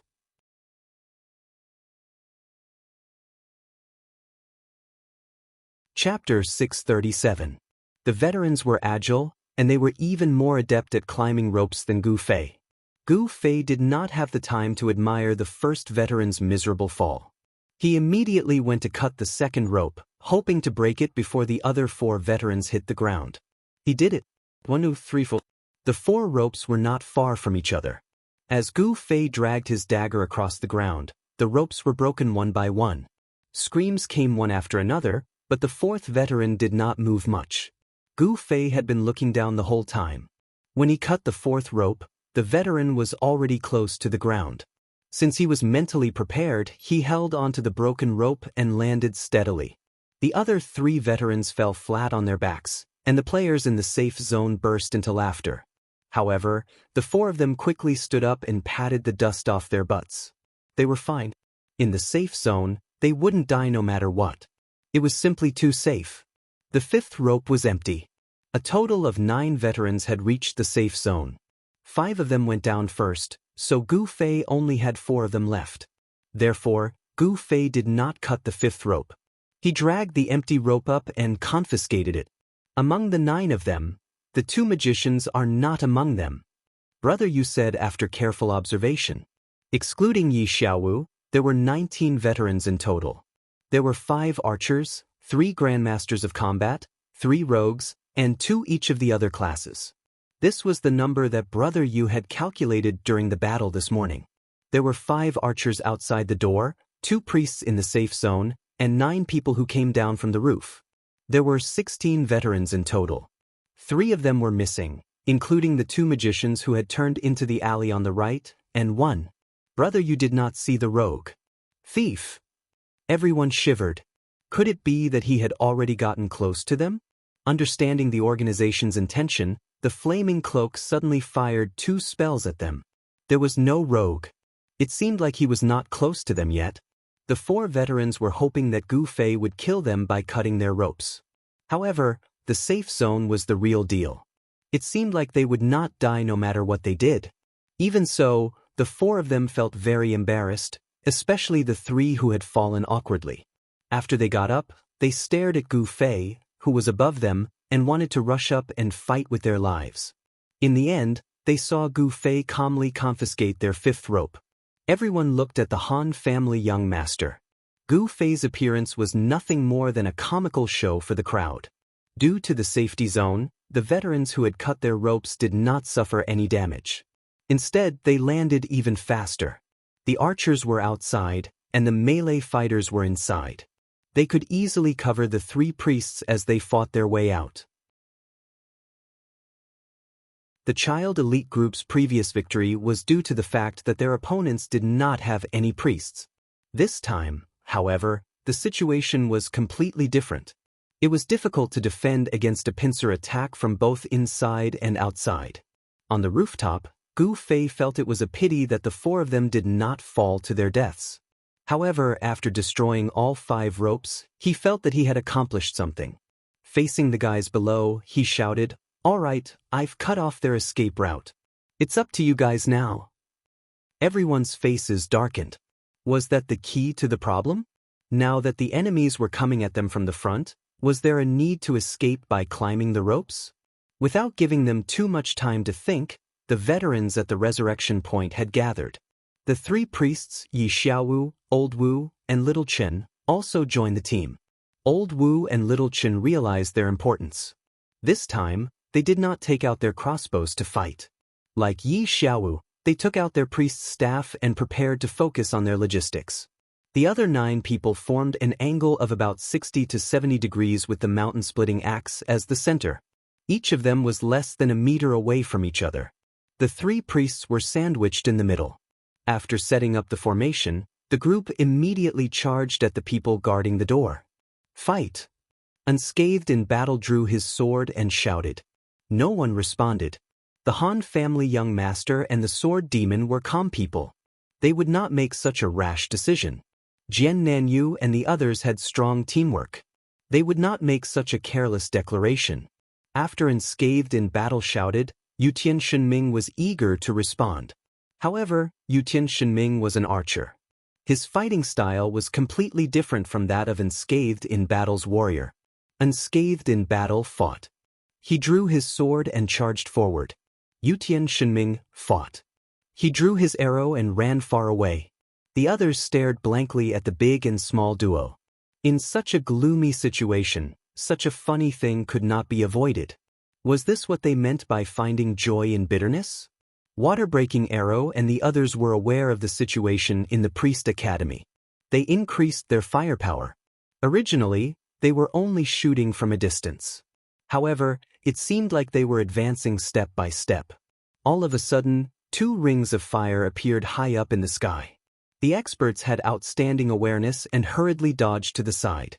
Then heat rose from their feet. It was the 1,000 layers flames of the cinder tree. The spells were cast in 2s, so it was clear that they were from 2 mages. But the 2 mages couldn't be seen in the surroundings. The dozen or so players were all experts, so it was definitely the first time in the history of the game that they couldn't find the player who cast the spells after taking 4 spells. Flaming Jacket did not say anything. Yutian Shenming, who was already an archer but still claimed to be the best magician, looked like he could not take it anymore. The arrows were accurate, the attacks from the magicians were nowhere to be seen, and they were about to engage in close combat. The Han family young master calculated for a while and finally gave the order, "Enter the safe zone." The others were depressed. Enter the safe zone. Although they had said earlier that they would hide in the safe zone if they were harassed by the archers, that was different from the current situation. Now that the enemies were about to ambush them with the 3 magicians, they were forced to escape into the safe zone. This meant that they did not dare to fight the enemies. Although they could keep their levels after entering the safe zone, their previous arrangements would be ruined. They could only let the enemies escape with the 3 magicians. Although they were indignant, they still obeyed the order given that they were facing a formidable enemy. Wandering Sword and the others were the first to enter the priest academy. They were followed by Brother Yu, Han family young master, sword demon, unscathed in battle, and Yutian Shenming. The last to enter the safe zone was Encyclopedic Scholar. Both parties passed each other as they entered and exited the safe zone. Their gazes were filled with the smell of gunpowder. However, since they were in the safe zone, gunpowder could not be ignited no matter how much it was. Everyone was indignant as they watched the veterans leave with the 3 magicians. The veterans were elated that the hostage rescue was completed with 0 casualties. Their meticulous arrangements finally paid off. However, it was a pity that the enemies had a clear grasp of the situation. They decided to enter the safe zone without any hesitation. If they were to fight them head-on, the veterans were confident that they could kill all of them since they were fully prepared. What a pity! The 2 groups were filled with unwillingness and regret. Gu Xian, who was dozing off at the front line of the safe zone while carrying a rock, suddenly woke up. He rode his horse like a meteor and charged into the enemy's formation alone. "Who's there?" The enemy was shocked. They were on high alert, ready to teach the Han family's young master a sneak attack at any time. After all, the enemies had only entered the safe zone and did not surrender. Who would have thought that the enemies did not move? Instead, it was a kid who was sitting by the door with his head down that suddenly exploded. The veterans did not notice this character at all from the beginning, and did not expect him to be in cahoots with these people. When they subconsciously blurted out who he was, they had already seen the face of this person. It was the despicable Grandmaster of Combat who had tormented them both inside and outside the tavern. Good timing. The veterans wanted to settle the score with the ruthless enemies. When they saw this person, they took the initiative to face him. Gu Xian threw a punch at his chest. A circle of people was about to surround him. Who knew that he would cancel his skill, ride his horse like a meteor, and jump with a flying swallow slash, flying over the heads of the people surrounding him. Everyone turned around quickly. There were 3 priests behind them. As expected, the enemy's target was the priests. However, he was too arrogant to charge into the enemy's formation alone. Before Gu Xian's foot landed, the 9 of them had already turned around and formed an angle. When Gu Xian landed, he would fall right into their encirclement. Who knew that when Gu Xian flew into the air, he had already cancelled the flying swallow slash. His body flipped in midair, and at this moment he was falling headfirst. Everyone was astonished, but they saw him stretch out his hands to support Yi Xiaowu's shoulders in front of him. Yi Xiaowu felt a support on his shoulders. This person was holding onto his shoulders and was about to flip forward again. A somersault for fun? Yi Xiaowu muttered to himself. Suddenly, an irresistible force lifted him into the air. Shit! Body throw! Yi Xiaowu suddenly reacted. This was the toughness of Kung Fu players. Even if Yi Xiaowu was very familiar with the game and knew all the settings, he could not imagine that someone could perform body throw in such a position without experiencing it himself. Gu Xian continued to do a forward somersault with Yi Xiaowu's shoulders. At the same time, he performed body throw. Yi Xiaowu was thrown into the air. Yi Xiaowu glanced in the air and knew that he would land in the safe zone. Even so, his attack was outside the safe zone, so he had to take full damage.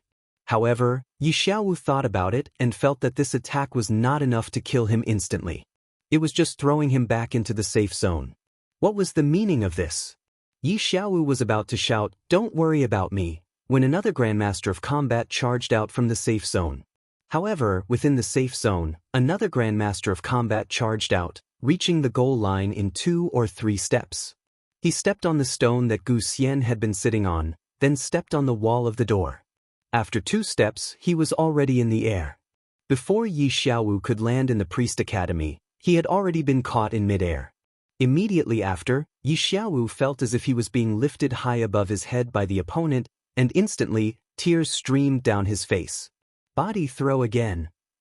This body throw from the 100 Generation strategist was like a 2-handed slam dunk on the basketball court.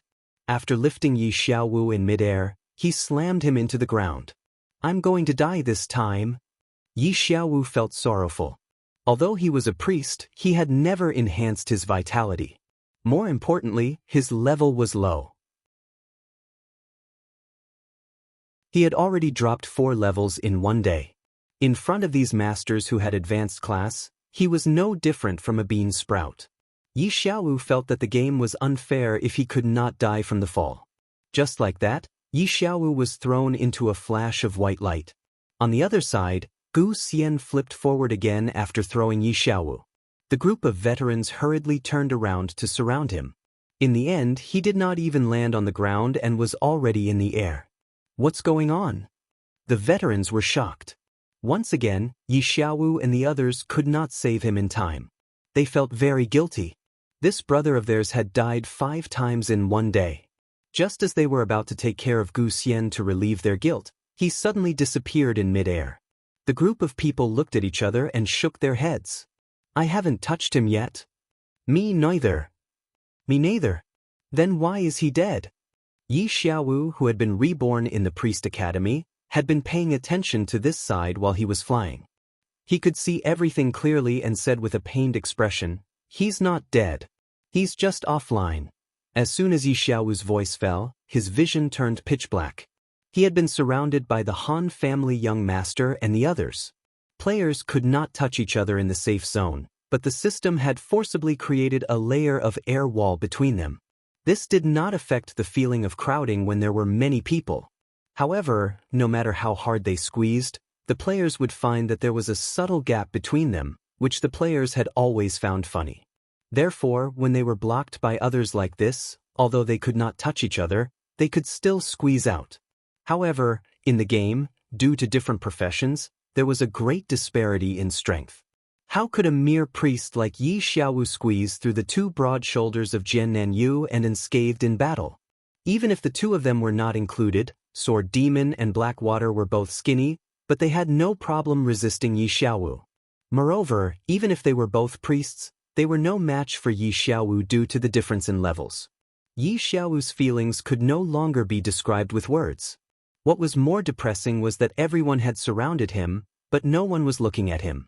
Everyone turned to look at his murderer, Encyclopedic Statesman. After Encyclopedic Statesman landed, he flashed back to the Priest Academy. The people outside were still studying Gu Xian, who had disappeared in midair. If it was not for the white light that flashed when he disappeared, they would have thought that they had seen teleportation again. Encyclopedic Statesman came over to observe Yi Xiaowu, who had fallen to his death. The way he poked his head to look at Yi Xiaowu in the middle of the crowd was very much like a monkey in a crowded zoo who had managed to squeeze his way to the front of the cage to look at his favorite monkey. Yi Xiaowu met his gaze with a sullen expression, but the others looked at Encyclopedic Statesman with a face full of praise. Not bad. It's really different with Kung Fu. This coordination is beautiful. The crowd praised. You flatter me. It's the Gu brothers who are brave. Encyclopedic Statesman hurriedly said humbly and kindly pushed the credit to Gu Xian. This coordination, this awareness. How can you two be so telepathic? Kenan Yu felt that the coordination between the two grandmasters of combat was very pleasing to the eye. Encyclopedic Statesman glanced at Kenan Yu and said, "It's enough to communicate with each other beforehand." The crowd was stunned and laughed. Kenan Yu blushed. He thought that Kung Fu practitioners were above the common people and that everyone's Kung Fu was of the same origin. As soon as they saw each other's moves, they would naturally know to cooperate. He completely forgot that they could secretly send a few messages in the game to make an agreement. When Encyclopedic Statesman found out that Gu Xian was Gu Fei's cousin and was a member of the Gu family, he eagerly added him as a friend. He did not expect it to come in handy so soon. You guys continue. I'm going offline. Encyclopedic Statesman was almost done. He bade farewell to the crowd, turned around, and waved at Gu Fei on the roof before going offline. The crowd turned around and looked at Yi Xiaowu, who was surrounded by them. They laughed sinisterly, as if a group of gangsters had surrounded a naked girl. Yutian Shinming suddenly possessed Tsubasa Sakaratsuka and suggested loudly, "Take off your pants and flick your dick?" Although Yi Xiaowu knew that it was impossible in the game, he could not help but shiver. After calming himself down, he looked at the crowd and said, "What you're doing is hindering the freedom of the players to play the game. You can complain to the GM." Since it was a holographic simulation, there were always unheard of incidents in the game. How many people were there in the game's development team? His imagination couldn't compare to that of thousands of players. Since the start of the game, the players often did unimaginable things. It made the developers who were chasing after them to patch the game feel like they were a bunch of people who were cleaning up after the players. In the agreement between the game company and the players, there was a clause that said, "Do not in any way destroy the rights of others to play the game freely." The agreement did not specify what destruction was.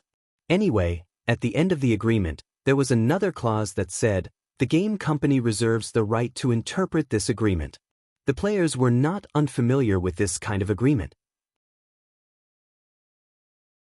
For example, when installing a program, there would often be such an agreement for the players to click Agree. Anyway, no one would read it in detail. As for the destroying the rights of others to play the game freely, until now, it was widely known among the players as a binding incident. Two players got into a conflict for some reason. Later, one of them called his friends to take revenge. Killing the other was not enough, so he captured the other and tied him up like a dumpling in the depths of the forest. The player could not move and could not go back to the safe zone to log off. If he forcefully logged off and logged back in, he would still be hung up like a dumpling. It meant that he could not play the game anymore. Later, the player called the GM. When the GM found out about the situation, he was shocked and quickly rescued the player. As for the lover of the binding art, he was not punished because it was his first offense. However, because of this, the game made a news announcement stating that this kind of behavior was absolutely forbidden. If he was discovered again, he would at least be locked in a small black room. In serious cases, he might even have his account deleted. Compared to the system in the game, the players were ultimately a weaker group. No one dared to challenge the system's authority. However, not long after, another binding incident occurred. The system was furious and immediately locked the player who was reported in a small black room. However, after receiving a direct phone call from the player, the system checked and broke out in cold sweat. It turned out that this time, the informant and his friends had tied themselves up and maliciously filed a complaint against the player who had a grudge against them. This time, the system acted carelessly and almost got tricked. The god of the system, who had been tricked by the player, was furious. The informant's account was immediately deleted and his accomplice was locked up in a small black room. This incident made the developers break out in cold sweat. It also made them realize that the wisdom of the masses was really infinite.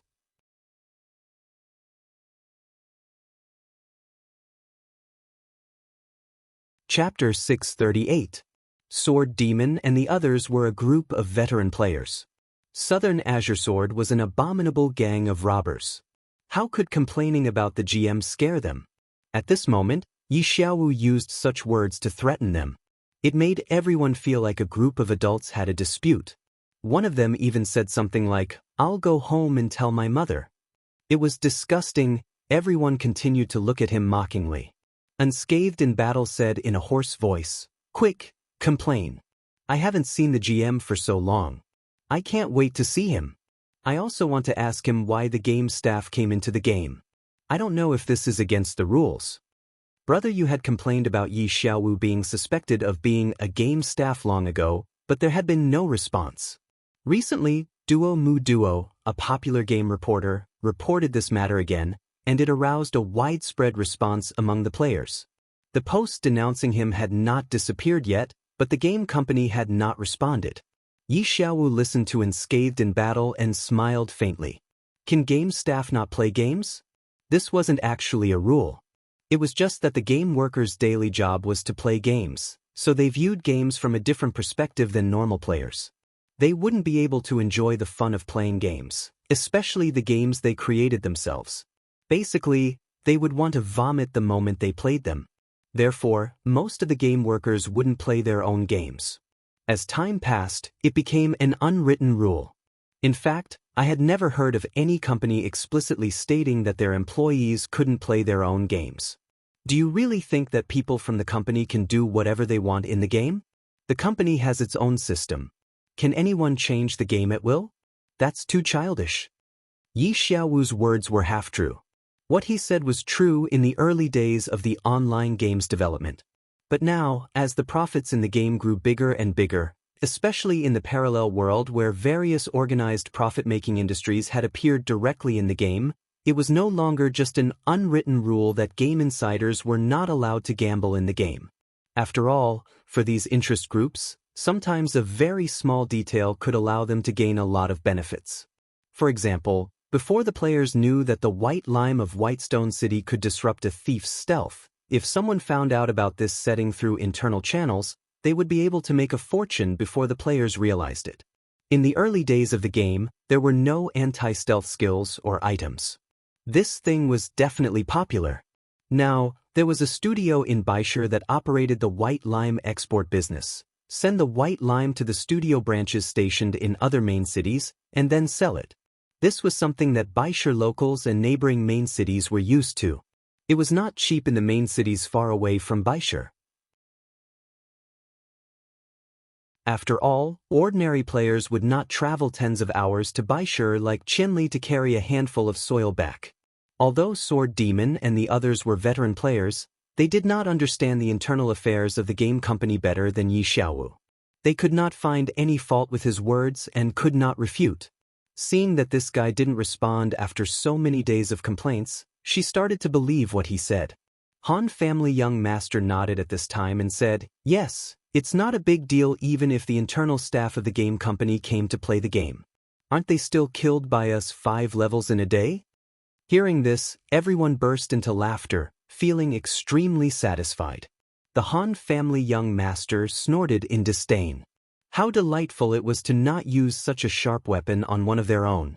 Everyone looked at him with encouraging eyes, hoping that he could continue to maintain this style.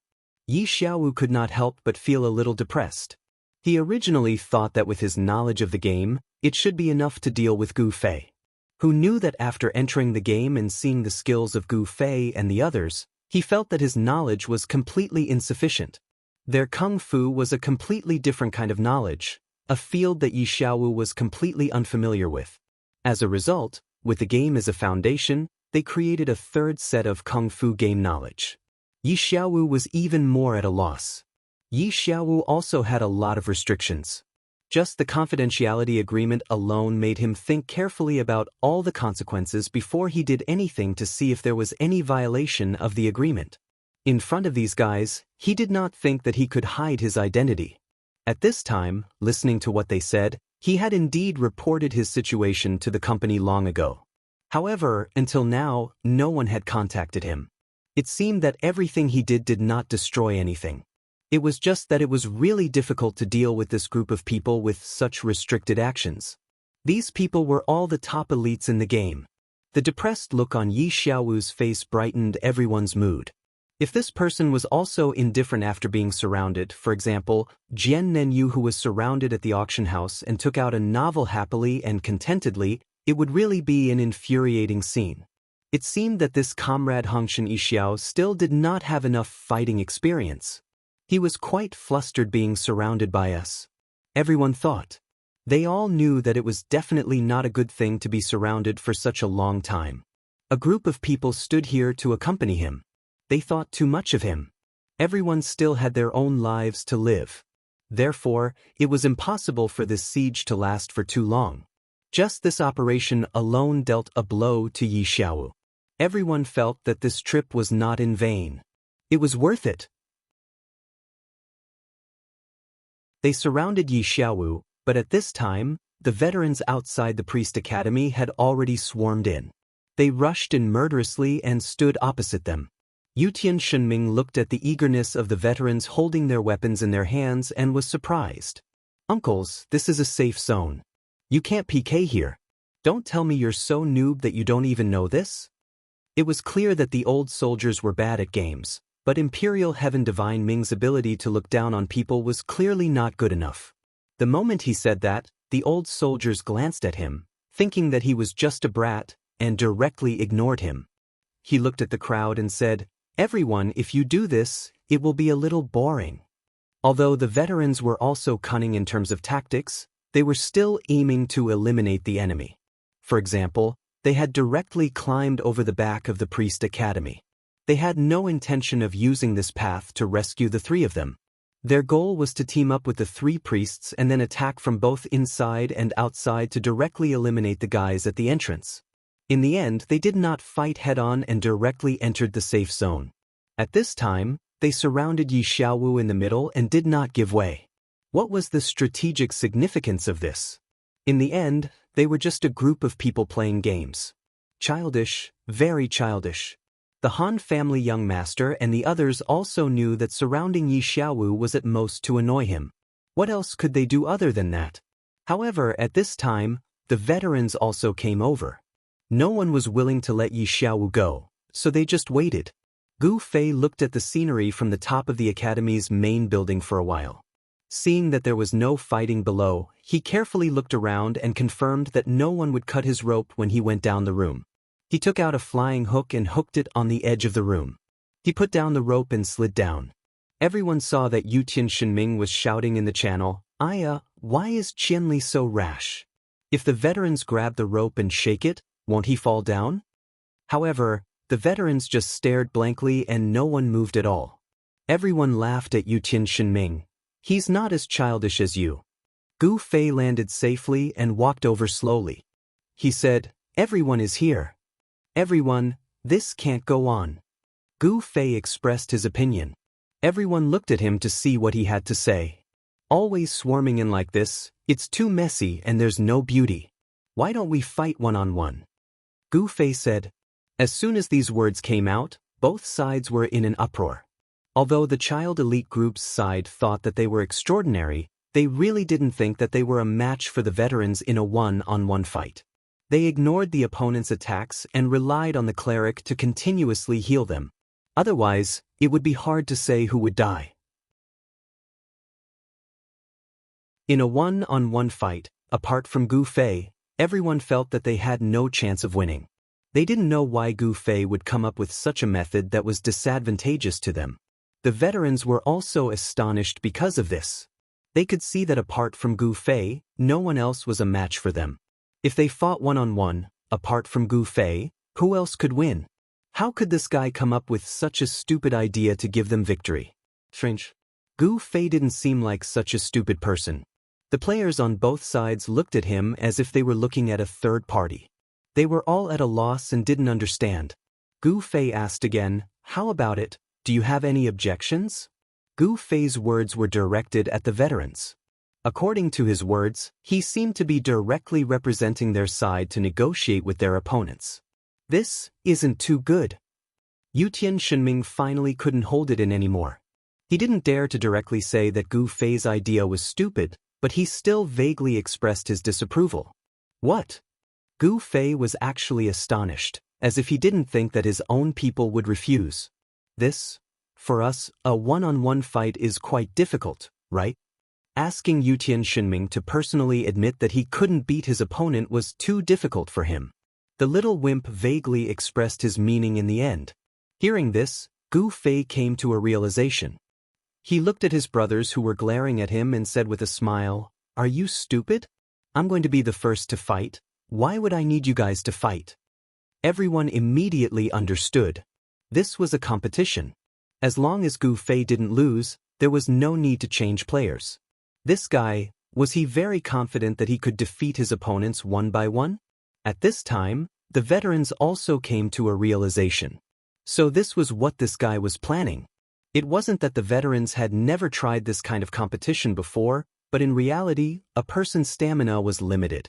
No matter how amazing an expert was, it was impossible for him to defeat more than 10 fierce opponents. For a moment, they forgot that this was a game, and there was no such problem with stamina. Gu Fei's attitude was confident to his own people, but in the eyes of his opponents, he was looking down on them. However, after the veterans glanced at their mountain-splitting axe, they all hung their heads in shame.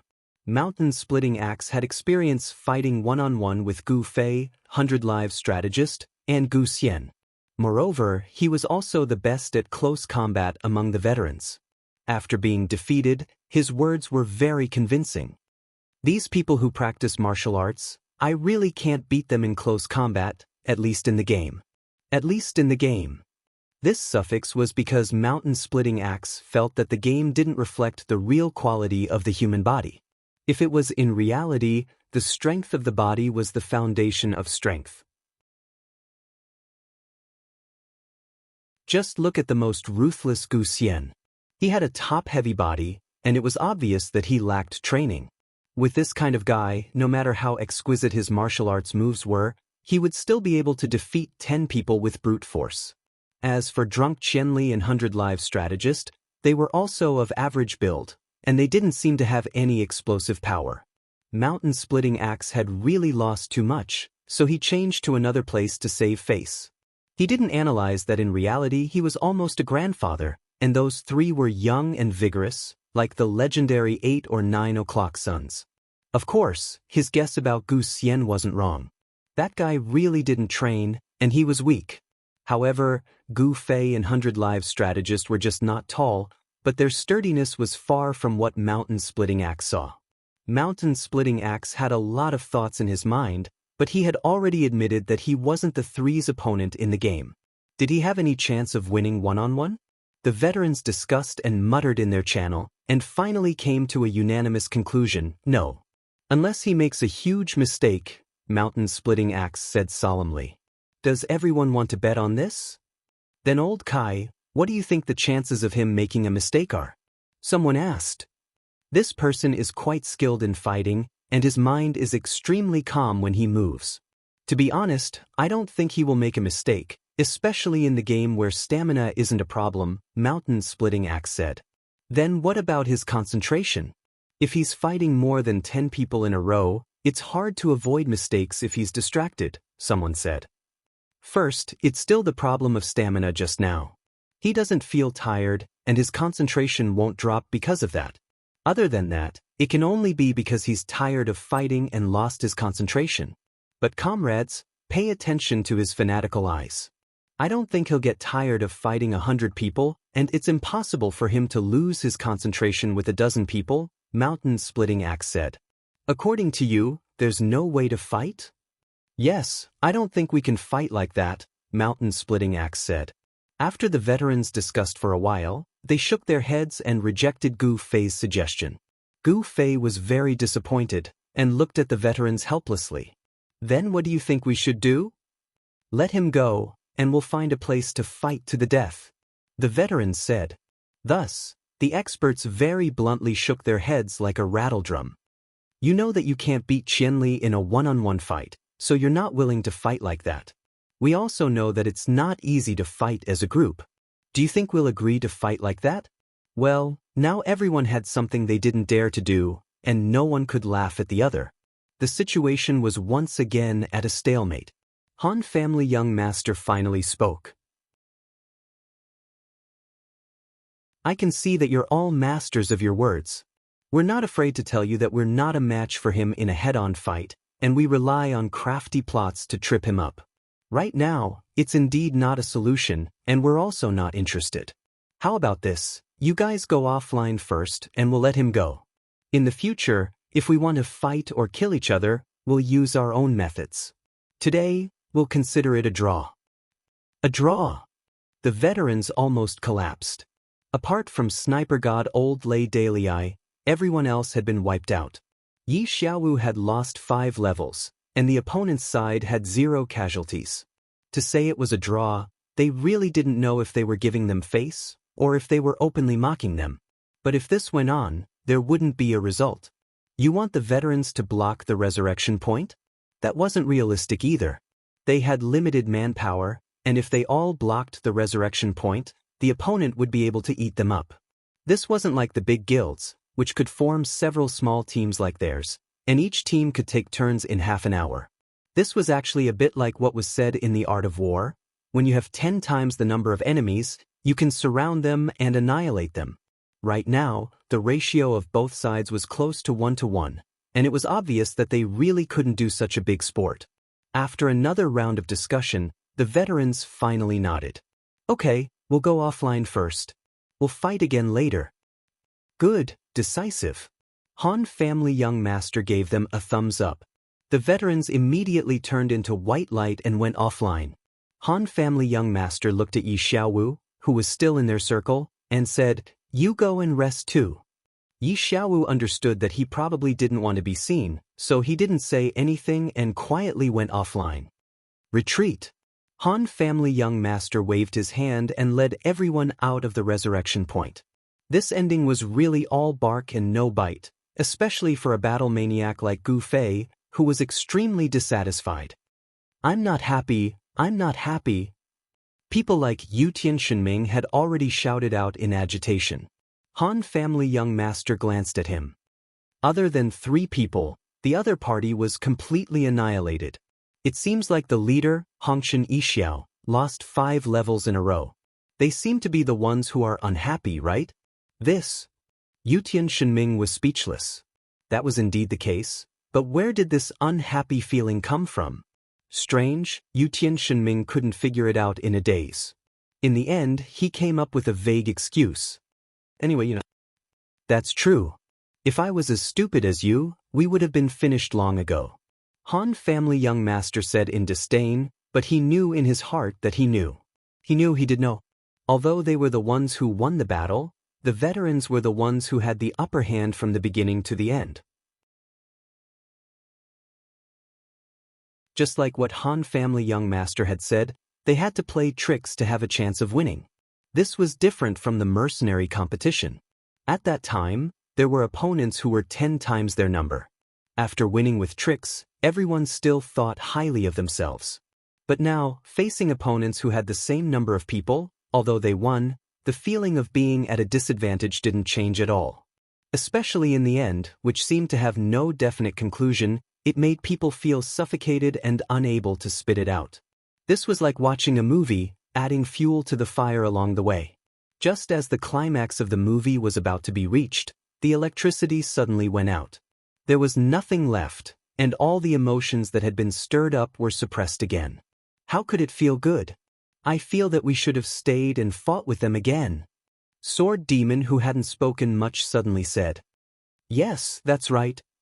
Yutian Shenming pulled the 3 bows on his back and said hatefully. Games required passion and heroism, but everything that Han family young master planned would always go against this. His plan was always based on rationality, exhausting the opponent and saving himself. This kind of strategy could win the best victory, but it might not make people feel satisfied. It was just a game. Was winning really that important? Players would only feel satisfied when they were happy and excited enough. Therefore, the leader of the Heaven-defying guild was supported and relied on by everyone, not the Han family young master, but Sword Demon. You're tuning in to the Passion Pages YouTube channel. We're so grateful for your support, and don't forget to subscribe to join us on this incredible journey through captivating stories. Your generosity through donations truly makes a world of difference, as it's the primary source of revenue that allows me to expand and enhance this channel for you. Thank you from the bottom of my heart for being a part of this adventure.